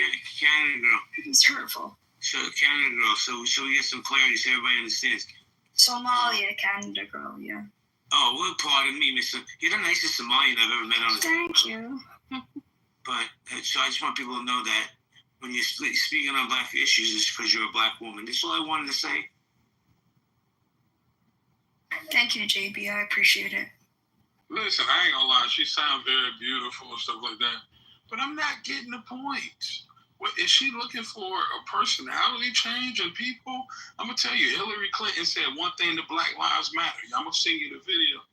She told them, I don't believe you change hearts and minds. I believe you change laws and policies. What I get from Sabina, and I'm sure she's a very beautiful person, but what I get is she wants people to be nicer. And I'm hearing a lot of people say this shit on your stage, JB. I feel like I'm on an episode of Mr. Rogers' Neighborhood. Right? Are we looking for niceness now? I am too. I think we could use a little bit of grace and yeah. But is that really realistic, though? I don't know. Yes, it is. Yes, it is. You're nice, and many people are nice. I'm super nice, but I'll be honest with you. If you're looking for people to be nice during times of war, you might not be built for this. This shit is real out here. Iran is a beautiful place. I mean, it's so beautiful. I don't know if you ever seen it. Beautiful, beautiful people. They smiling, joyous. I mean, I seen it. Beautiful, I don't even know what this shit is really over. It's really sad. But it doesn't seem like kindness and niceness is what, is what's going to heal this thing with Iran and who is JB? Iran and Israel? Because I don't even know. You know what, Jay? I never looked into this shit. What is this whole thing about, bro? What is this? Maybe Sabina can tell me. What is this Iran-Israel thing? What is this about? I think JB could have. I don't know exactly what it's about, to be honest with you. The full grasp of it. JB, do you know what it's fully about? Because I'm a little busy right now, I'm just gonna say, in my opinion, humble opinion, it's anti-Semitism. Iran wants to eliminate Israel off the face of the earth. That's my Cliff Notes version. If anybody else wants to jump in, be my guest. Wow. Yeah, I think that there is this. So usually Iran, that is Shiite, is seen as like an aggressor to the rest of the Sunni countries, King. But this has been unifying, as horrible as it is for Israel. A lot of people have been unified under, like they see Iran as stepping up to Iran or something like that. So it's unified the Middle East, and Israel is part of the Middle East, right? So, I mean, they can I don't know what's going to happen. There needs to be some kind of, League of Nations, something like that for the Middle East so they could come together. But this created some street cred for Shiites, who are not really liked, I would say, by the rest of the Middle East. So I don't know if anyone else wants to talk about that. Hi, Tori. Go ahead. Somebody in the box said a revolution is not a dinner party. They wanted me to tell you that, right? So when we talk about being nice, I do agree, but I also agree with them as well that a revolution is not a dinner party. I think that, like you said, you have to take it by force, and you have to go out in the blaze and really make some things change. You know what I mean? Listen, ultimately, and I hate to say this, but ultimately, Sabina, I think man will be the demise of man. Greed, destruction, anger, all this bullshit that we've done, right? And it's all about control. I think ultimately, man will be the demise of man. And I think that's what we're watching, to be honest with you, right? A bunch of assholes. And we act like a woman couldn't be president. But look at what we did. This is what straight men produce. And I'm a straight man and I love us. But look at this fucking country. Look at the world falling apart. It's all about control and manipulation, and it's very sad. So shout out to people like you who do believe in love. I do too. I believe in kindness as well. Amen. Hi. Hey, how y'all doing? I'm good. How are you? I think just attacking Western women through the coal mines, right? One of the things I try to push on Twitter is when Iranian women are being told, oh, you're trying to be Western if they want to dress, which is sadly how they used to dress before the Khomeini. What I used to post is like they're trying to dress African. I'm trying to switch the narrative. No, they don't want to dress Western. They just want to dress African, which is dress for the weather and dress however they want.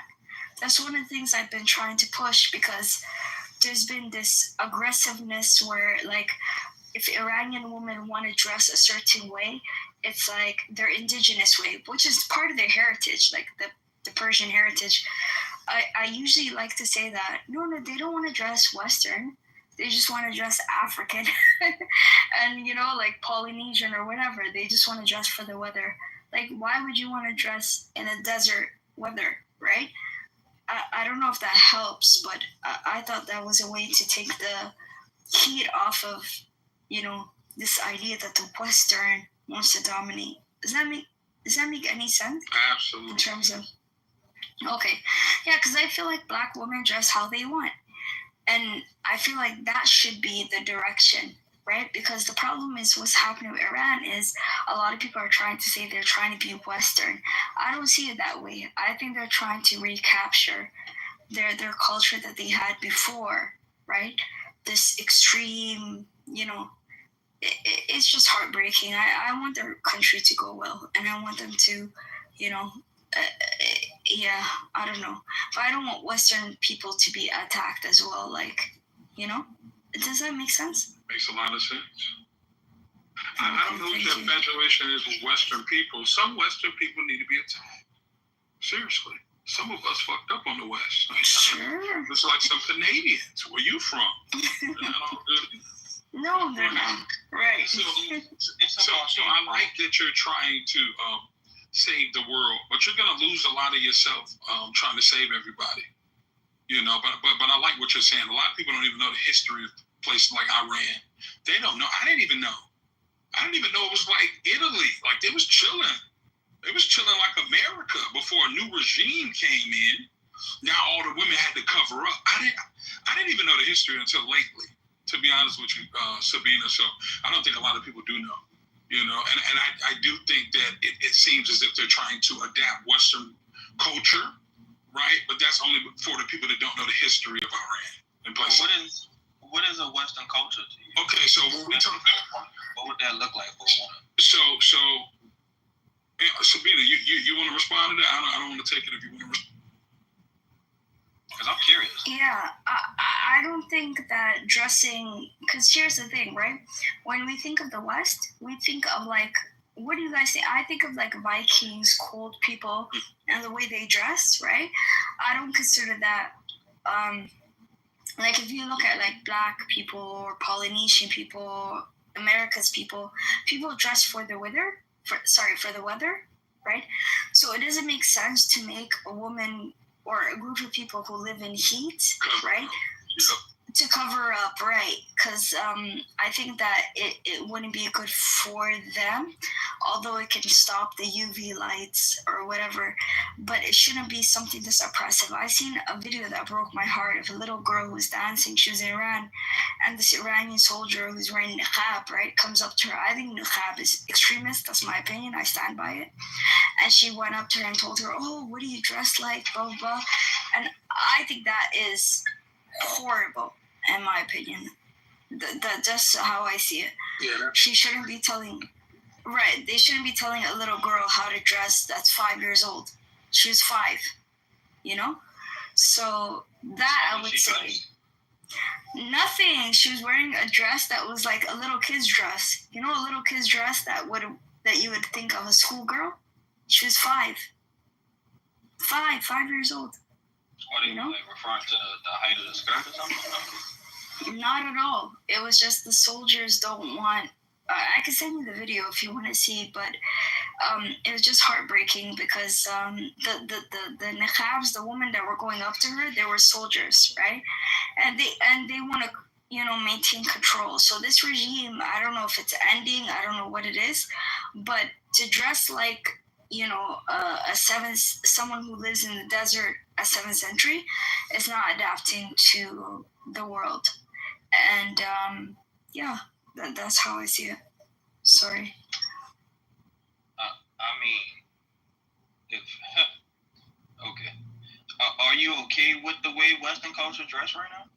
I don't like the Western overly sexual attire either. No, I don't like that either. Yeah. So you do agree that there has to have some type of order or objective? Oh, absolutely. And I think that America and stuff have to establish that. Yeah, I agree. I agree too. So we shouldn't be going around saying they could do this and they could do that, because sometimes you just can't. Correct? Absolutely. And I support gender roles. I don't believe in promiscuity and stuff like that. Yeah. You got a good head on your shoulders, Nate. That's really well. I believe everybody that's fully dressed is not a nun, and everybody that's half naked is not a whore. I think women should have autonomy over themselves, and they should be able to dress how they want to dress. And if them and their man have an agreement, right, on how he wants her to dress, and they can agree and compromise, then do that, right? But I don't believe men should be telling women they should be hot as hell in the desert, covering their whole body up. You know what I'm talking about? Bruh, and while y'all over there doing weird shit with little boys. See, there's some documentaries out here where a lot of the people in them country, they telling the ladies what to do, and they out here doing some weird things behind the scenes. That's true. Yeah. You know what I'm talking about. See, some people don't know what I'm talking about. There's some weird shit going on. And they telling these women to cover up, and they doing weird things out there. Go ahead, Sabina. I'm sorry. Go ahead. We're not excusing the weird stuff either, but let's be honest here. You cannot do whatever you want. That it's my body, and it's really not yours. Let's just start there. It's not really yours. There's an order and a design for everything that exists. Every single thing. Just because you could do it doesn't make it right. But that's the gift of free will. Thank God for that free will. But regardless, there are order and design that we need to follow. And we deny that, and there's chaos. The further away we are from God, the more chaos it is, as we see right now. The fact that we have atheists exist baffles me. That actually baffles me. But besides the point, no, they cannot do whatever they want, because it matters what they do, because it affects other people. What people do affects others around you, which is why Jesus Christ is so hung up on other people, loving your neighbor. There's a reason for that. Because what you do affects others. I will never have my wife half naked walking in the streets when I know men are physical creatures. They like physical appearance. They see some booty popping out some shorts walking past them. A lot of them gonna look, bro. Let's be real. That's already disrespecting my wife. Why would I send my wife out there to get disrespected? Okay. That makes no sense to me. So, I love what you're saying. So this is the thing. I noticed a lot of godly people do the most devilish things, right? I'm looking at some of the men that's telling the women to cover up, and I see documentaries where they do a lot of questionable things. Now, this is the thing. We're saying that. Hold on 1 second. I'm about to respond. I know you can't control yourself, but I'll let you speak. Let me speak. So therefore, your wife should suffer because men don't have sexual control. Wait a minute. Your wife should suffer because men don't have sexual discipline. Listen, if that's your wife, that's the way you want to conduct your household, you do it. But you're not here to tell Sabina how she should dress, right? That's not your girl. That's not your woman. That's not your daughter. Who the fuck are you to tell her how she needs to dress to appease men who can't control themselves sexually? Now, what I want you to do is look up the women who have went through things like SA, right? And look at the outfits they had on. They weren't dressed scantily clad. They weren't half naked. Look up the outfits. I need people to do the research, because essentially God gave you an outfit, right? Since we want to talk about God gave you an outfit, right? And it wasn't a polo shirt, was it? Right? That's why you say you're in your birthday suit. right? And if we talk about the Bible, we know man covered up when their eyes was open to good and evil, correct? So what I'm saying is, at some point, men are going to have to control their perversions, so women in the Middle East won't have to be hot as hell because some brother is freaky tonight. The women are suffering. It's not working, bruh. It actually is working. It's working a lot. So you can actually look at the statistics when women was dressed appropriately and how well black people was doing at this time. Check the history back in 1900 when everyone was dressed appropriately in suits, going to church. We had our own black businesses. Fast forward now, we can't even pick up our pants sagging all the way to our knees. We shaking ass in music videos. And you gonna tell me that, oh, it's okay, let them do as they please because it's their body. Well, since the other people can't control themselves, that's on them. I'm gonna continue to do what I want to do. Man, get out of here, bro. And that's the wrong with the world now. Y'all have no morality. Can I ask? No objective morality. You have objective morality. Sure. That means whatever you feel is right. He wants to keep talking because he's losing the argument. So how you? No. It's not about losing argument. Hold on. Yeah. Let him finish because clearly the brother triggered. So let him talk, and then we let the next. Right. I want to ask you a question. That's why I said you got a weak argument. Why would you be triggered? Because I believe that's a demon speaking. Right, but you already sit up there and let people. Brother, you gotta let me respond, bro. You talking. What you mean? I'll let you finish. You have to let. I'm not finished. You want your 9-year-old? You want your 9-year-old raped by a man? Would you be cool with that? Would you be cool with that? You asking King that, right? No, I'm asking you that, right? Because this is what happens, right? When men can't protect their own woman, right? Your own daughter who's 9 years old. I have to ask you this. It hurts me to ask, right? But it's the truth. When a 9-year-old bride is given to a man who's 80 years old, would you be okay with giving your 9-year-old daughter, right? Hypothetically, to a man who's 80 years old. Would you be cool with that? What they gotta do with no, it's hypothetical. Shit. It's hypothetical. Yeah. Would you be okay with a 9? Yeah, it's okay. A 9-year-old girl, 10-year-old girl, given to a man who has high status in your society, and he makes her his child bride. Would you be cool with that? Why she about to embarrass her? No. You wouldn't be cool with that. No, I wouldn't. Okay, cool. Okay, what if he comes in and shoots you? What But if he comes and shoots you, Yeah. Yeah, his group of people come and shoot you if you say no. Or they'll shoot her. What do you want? Right. See, you're losing them. You know why? The brother don't know the history of other countries and what they go through. He doesn't understand. He's not about that life. Exactly. He doesn't understand how far it goes. It starts out like that. Look, it ain't her body. It's my body. I get to tell you how you dress. And then it never ends. Them girls are being tortured. It's whatever way the man says it's supposed to go. This is what's going on. And that's why the sister is saying, would you give your daughter up to an 80-year-old man? It's a lot of things going on here in this world. Life is way bigger than Compton, brother. I don't know where you're from. But you love to overtalk. But you don't love to listen. The sister asked you a question. Because you said it's not her body, it's yours. Huh? The woman's body is not her body? What are we talking about? What are you talking about, bruh? This is the problem outside. Y'all are using God to be dictators to women. And you wonder why they don't want to cover their head no more. You wonder why they don't even want to be in relationships no more. Because we done took this shit too far, bruh. Because it starts out like you, and then it starts out, well, you should give your daughter up to an 80-year-old man. Bruh, we got to stop, bruh. God is about righteousness. And you telling a woman what she need to do with her body, grown as hell, bruh, that ain't right. That's wicked, bro. That's y'all in prison. Where does an 8-year-old, what does that come from? What does that have to do with what I said? What? What does an 8-year-old being raped family by your wife and married? What does that have to do? How she need to dress and how she need to put herself together. But what does that have to do with what I'm talking about? That's what you were talking about, dummy.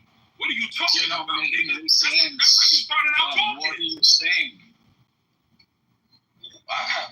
That's why I don't like to talk to people that are not critical thinkers.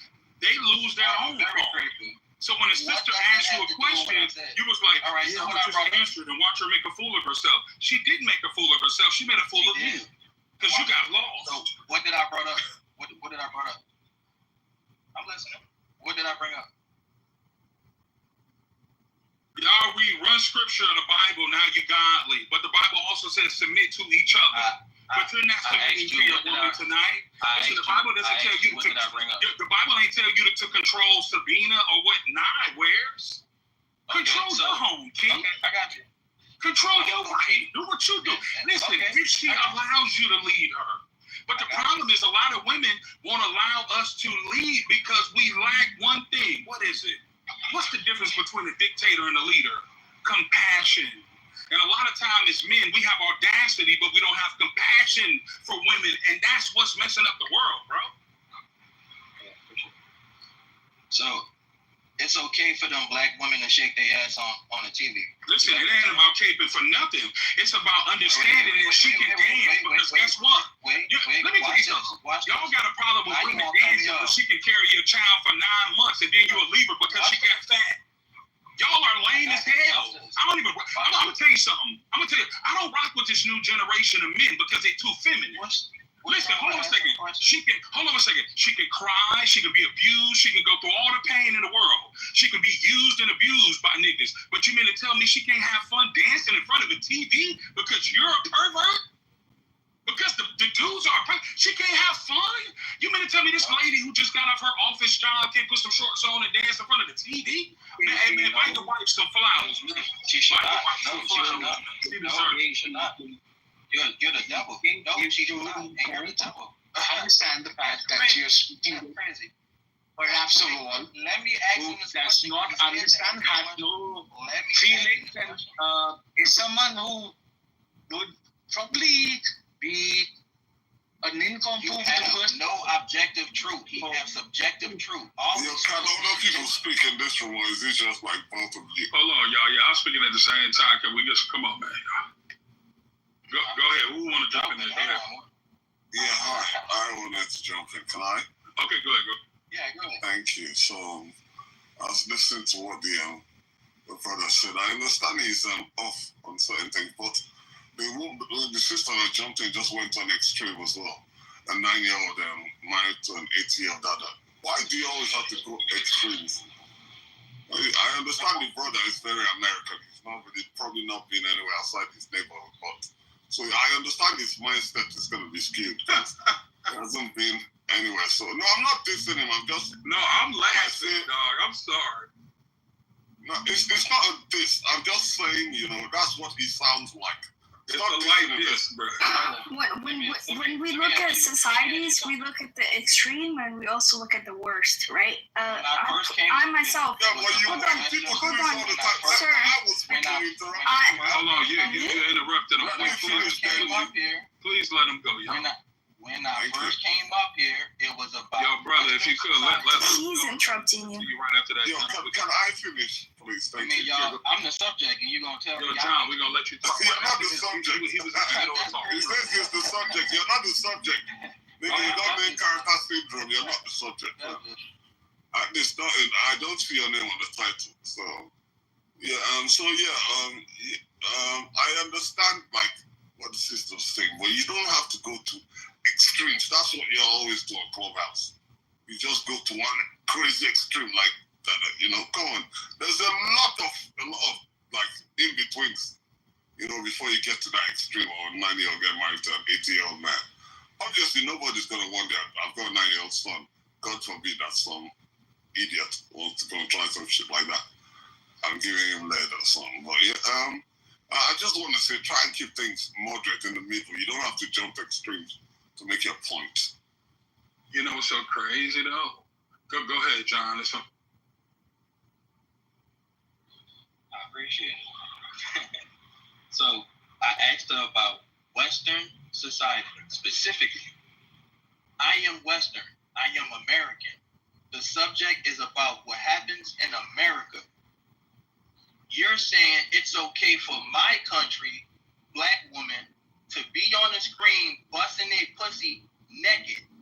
You're telling me that's okay for my country while you telling me to have sympathy for another country that ain't got nothing to do with my black woman. So I'm going to ask you one more time. Are you okay with my black woman in America to be on TV shaking their ass to secular music talking about bitch, ass, fuck, killing one another because, I just feel like that. It's my truth. Can I hear it? Are you okay with that? Yeah, again, John, when you come on the internet, there's a lot of countries in the world outside America, I'm talking to King, man. Yeah, I hear you, but I'm just trying to expand I know they got other things that's going on besides America. There are other people, outside America, The conversation was about Western. So, there's a big one outside America. And when you come on the internet... The conversation was about Western. Yeah, but when you come on the internet, everybody's talking America. I'm talking about America. Hold on one That's what I second. came to talk about. You're on the World Wide Web. Hold on one I second, brought brother. the subject up. Yeah, When I asked him what was the subject about, he couldn't answer it. I asked Sabina about America. I got you, bro. You gotta calm down. Bro, you guys made the music. Tell me I gotta calm down. You do what you want to do. I can't defend myself in my country. How you want to do it? Because I don't want to move you down. I want to answer your question. All right. Shout out to Sabina, right? So the thing is, I don't mind women dancing, right? My thing is, I think you should dance to the music. Don't let it raise you. Don't let it raise your kids, right? But I'm absolutely for women listening to a fun song, dancing. You understand what I'm saying? I think that sometimes, we fault musicians for what parents don't do. Burna Boy shouldn't be raised in an African child, right? They should dance to Burna Boy and DeVito, but they shouldn't be. Musicians don't raise African children. That shit happens. Exactly. I know. It only happens in America. So I'm telling him the same thing. I think that I think women should be able to dance. I don't see anything wrong with that. Got you. So imagine the ones that don't have parents, who don't grow up with parents, and they get a hold to that secular music. Or maybe the environment produces that. I wonder where the environment produces that come from. So you're going to blame it on parents now. What about the people that don't have parents, King?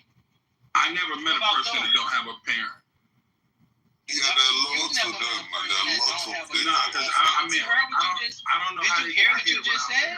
You You never met a person that has they exist. Yo, bro, Just we gotta like you use told common me, sense, man. Just like you told me How do they got get other here countries. Just like you told me they had other countries that's going How through do they something. get here They without got parents? people that don't have parents that's going through things, bro. How did they do get have here without people that parents? don't. Sometimes their parents are dead after, they're orphans. They might have lost their parents. Their parents might not be capable of looking after them, so they are wards of the state and shit like that. There are lots of people that don't have parents. So especially in America. are you telling me that nobody brought them in the world? In America. They have No, their parents brought them into the world and they died. That's all I'm saying. So that's the thing, right? Sometimes there's going to be a disagreement when you're not a critical thinker. What I'm saying is, if they didn't have parents, they wouldn't be in the world. What I'm telling him is, what we don't need to do is just focus on one set of people and say that women shouldn't dance in general. So what about men? So what about the men that do devilish men? Should they now not be able to get guns or not be able to play sports? Like, what are you talking about right now? Yes, maybe some of those things, yes. Maybe men shouldn't get guns as well. That wouldn't be a bad thing for America. Look at how many people get shot down. Obviously, not a replay of this. I understand you guys love your guns. Well, I'm not American, so clearly I don't love guns. So. Funny, bro. Y'all go ahead, man. Yeah, but John, I'm with you. I'm actually with you on some things. Just the way you came across. But he's left. Anyway. Yeah, man. Hey, shout out to everybody. Hey, you know what, They bro? feel like Sexy Red. That shit is not music. I don't enjoy any of that shit. In fact, after 2009, everything that's so-called modern hip-hop is trash. I think they should be lined up and shot in the head. Fucking Lil Baby. What the fuck is that? That's not rap. They should be lined up and shot in the head, firing squad. All that nonsense. Toxic. That's all they look at the depravity. Look at black children raising up dancing to that bullshit. I think John is Iboka. I think they should be lined up and shot in the head. Lil Red, whatever, Gabi B, whatever the fuck they call this. Lined up and shoot them in the head, man. So this the thing, and I agree with baby girl in the comments. She says she believes everybody should be raised the kids to Stevie Wonder. However, I think people live different type of lives, and I also believe that if that drum or that song resonates with you and you want to dance to it, do what you want to do. Like, I'm not here to tell that girl she can't listen to Sexy Red. Like, I'm not going to tell Sig he can't listen to Neon Moon by Brooks and Dunn. You understand what I'm saying? I think you should raise your family. Why? You know what I mean? I like that song. It's called Neon Moon. Hold on, wait. Why couldn't rappers, man? Why you gotta give me a country? My bad, bro. But T Grizzly, first day out. You know what I'm saying? Word. Yo, I'm an artist, so it hurts me to say things like that, like to say things about artists like that. But this shit is gone beyond crazy. I agree, bro. I mean, listen, I agree the music is bad, but guess what? That shit is beyond crazy. Now, do you listen to the same thing now you listened to when you were 15? I don't listen to any type of hip hop music now. No. Okay, did you listen to it when you were younger? I grew up on that shit. I grew up in the 90s. Yeah, so I think at some point, now that we're the new adults, we kind of become like our parents. We kind of forgot where we came from. No. There's a difference. Sorry, okay, Corbin. When you're done, I'll come in. Sorry. No, go ahead, bro. Okay, it's just this kind of frustrates me when I get to the top. Because people tell me that just like when you were growing up, your parents are telling you that music is rubbish. No, I fucked with the guys before my time. Or Rakim, KRS-One. I fucked with those guys long before my time. Then when they were past, when Nas and them boys came, Nas, the Big, Pac, I fucked with them, man. Actually, sorry I said this backward. So I had to go back and study the old guys, And I love them, KRS-One, Rakim, that was before my time. I went them Nas, Pac, Hove, Biggie came through. I love them. So when the older generation was saying them, even in the 80s, I love 80s music. I mean, yeah, I got it. You understand? So what I'm saying is, when these new people are saying that it's because you're old, you don't fuck with their music. That's not true. No, I know what you're saying, but what I'm saying is, when you were younger, you listen to music, you were just trying to have some fun, bro. Like, it wasn't that serious. You know what I'm saying? It's like, I can't explain. Like, I will say, if you listen to Jeezy, you probably so dope. You listen to some R&B, you probably have some kids at a young age. So I understand that music is influential, but I also think we taking the joy away from people in life. Music is supposed to be joyful at the same time. You know what I'm saying? Like, not when it's being used as a weapon against you. Go ahead, brother. Sorry, I thought you were done. I'm not sorry. I didn't mean to interrupt you. If you are not finished, go on. Hell yeah, AC, for sure. Go ahead. I said music is supposed to be fun, like you said, but when it's not when it's being used as a weapon against your community. You gotta wise up when it's being used to wipe you out, basically. Used as a weapon against your community. I mean, you think this fucking look at that's why China is becoming the war power. They're the smartest country in the world. China, even TikTok, that's a Chinese company. The TikTok that's in China is not the same as the shit that goes around the rest of the world, polluting minds of children. Nope. Their TikTok is educational for their kids. Everything they do is educational for their kids. They don't let all this toxic shit. Nah, I agree with you. Fortunately, we don't live in China. I don't want to hear a damn educational video every time a nigga rap. I just don't. You know what I'm saying? Yeah, sometimes you just want something that's jamming. I hear you call different music play for different times. You don't always want to get serious shit. But, I mean, it doesn't have to, like, be depravity as well. I mean, you could do fun music without all the depravity. I agree, man. Listen, there's a lot of fun music. I agree. Yeah, we can go to my time, the 90s. I mean, even those serious guys that are serious, like Pac, still made fun music as well. Mm-hmm. I mean, you even had some really funny music. I mean, there's one guy that came out there, shit. Afro Man, oh my, I can't forget that song, man. That shit was so funny. You get belly ache after listening. What was that song again? I was gonna clean my room, and then I got high. Thank you. Come on. There's funny music as well. There's funny. Don't tell me that they had funny music, but I mean, lots of people have fun music. Hold on, what did you just say? The Afro Man? The Afro Man song was very funny. Then I got high. I was gonna clean my room. Yeah, that was funny. I have to agree. I agree, but guess what? This is the thing, right? I like Frank Sinatra, Fly Me to the Moon. But guess what? I like Alanis Morissette. Isn't it ironic? But guess what? That was my generation. These kids got the right to listen to the music they like too. Your son might like Afro Man, but he's probably getting high when he listens to that shit. My son is too young to be getting high, please. Yeah, okay, there you go. So my thing is this. I believe that the new generation has the right to discover what they like, and I believe women have the right to dance to whatever they want to dance to. Why are we so hard on fucking music, man? Let people chill, bro. I like Tennessee whiskey, bro, but I'm drinking Douce when I'm listening to it. Who cares? Okay, that's fine. You know what? Oh, shit, I feel like I keep interrupting you, sir.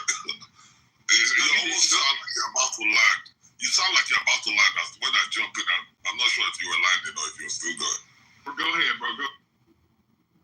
So I was gonna say, yeah, this shit is it's not only America, but it's mostly you guys are catching the brunt of it. So if you're happy with your enemies policing basically raising your children up, filling your head with nonsense, then I guess that's your problem. But it's not. You guys hold on, run that back. You said we're happy with the enemy. What? I said if you're happy with the enemy policing your children's minds and corrupting their minds with bullshit and basically nasty the enemy? The enemy is white supremacy, and they control your music. You're telling me that black kids ain't record? I got a studio in my house. I can make a song today. No white person is telling me what to rap, bro. Y'all got to stop, bro. White supremacy is not controlling hip hop, bro. Do you not understand how the music industry works? Bro, you mean to tell me it ain't brothers that got a studio in their house that want to rap about killing other black dudes? Why we got to blame white folks for everything that happened under the sun? It's fine. There's no need to debate it. Kind of corny. If you disagree, it's fine. I'm saying that's the facts. No white person I agree. rap about twerking or killing somebody tonight. That's just not what I come from the industry. Do you know no white person told me you should rap about killing a nigga tonight? Nobody ever told me. They have not told me to, but yet we know the songs that have been the songs that are making it that get more likes, more hits, that get more streams. There's certain types of songs. It's not an accident. It's technology now. So if you don't rap about those type of things, your songs ain't getting no traction. When you rap about certain things, your songs get pushed.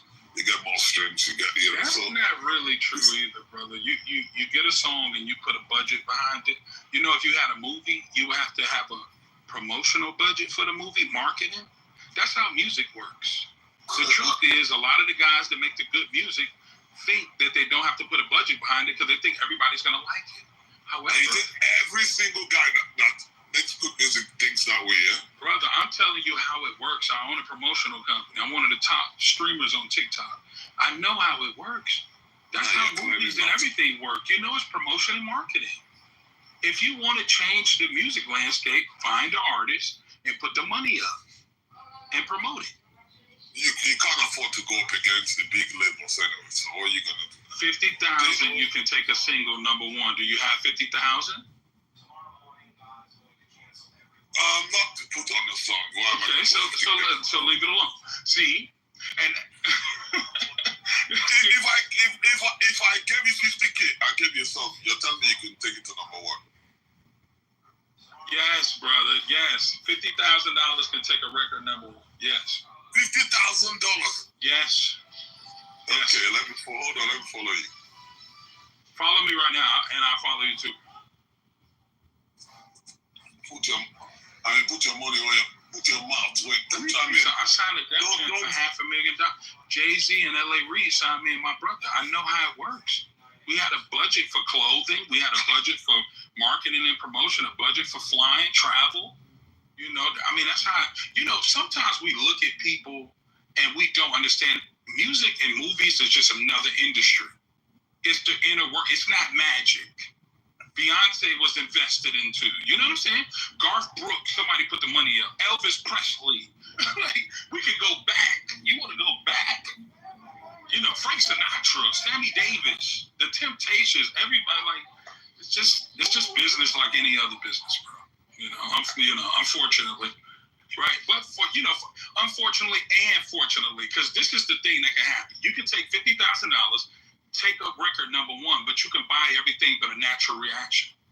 So if the people don't like that song that we took #1 for $50,000, guess what you got to do? You got to come back with another $50,000. Because what you're hoping is once you take that record #1, you hope that the country likes it so you don't have to keep paying money for the record to stay in rotation. Did that make sense? Yeah, I hear you. But okay, so I mean, if people like the song, then I mean, it's making #1. If people like it, then the song is gonna like go viral and keep like stay #1 if people like it.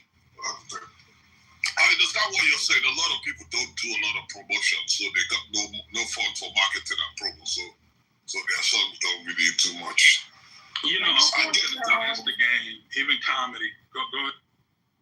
King, can you translate for me? Because I'm still trying to figure out if he said that the song he wants to promote is called Taco Sauce.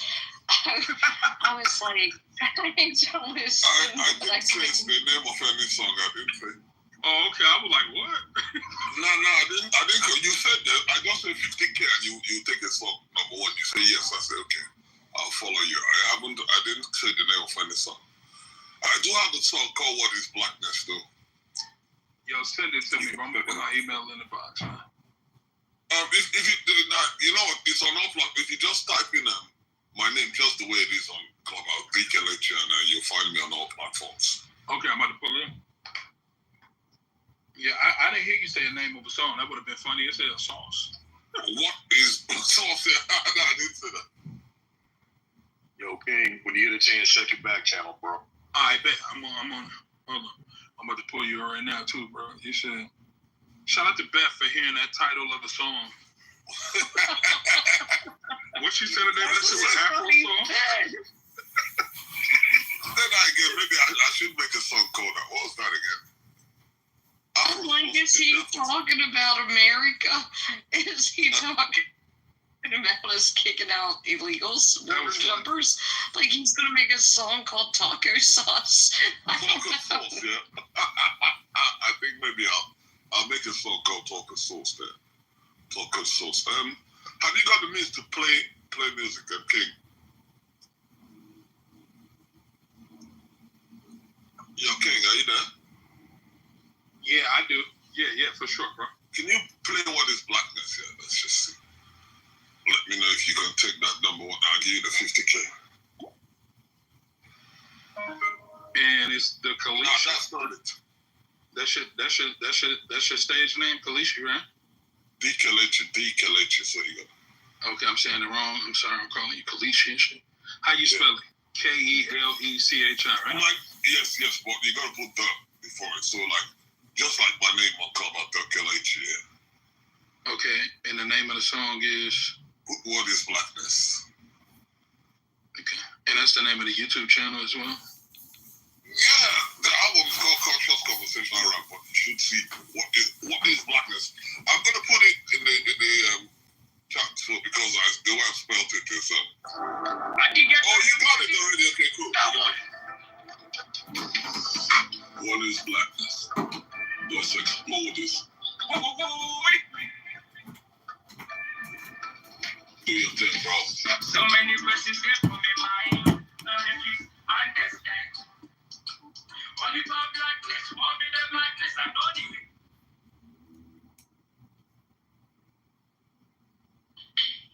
I'm not against it. Thank you. I should do it more often. Can we just take a moment and talk about high sex? Anyway, yeah, no. Oh my God. Yes, it's really nice. I also really recommend high dancing. Oh yeah. Yeah, I can see that.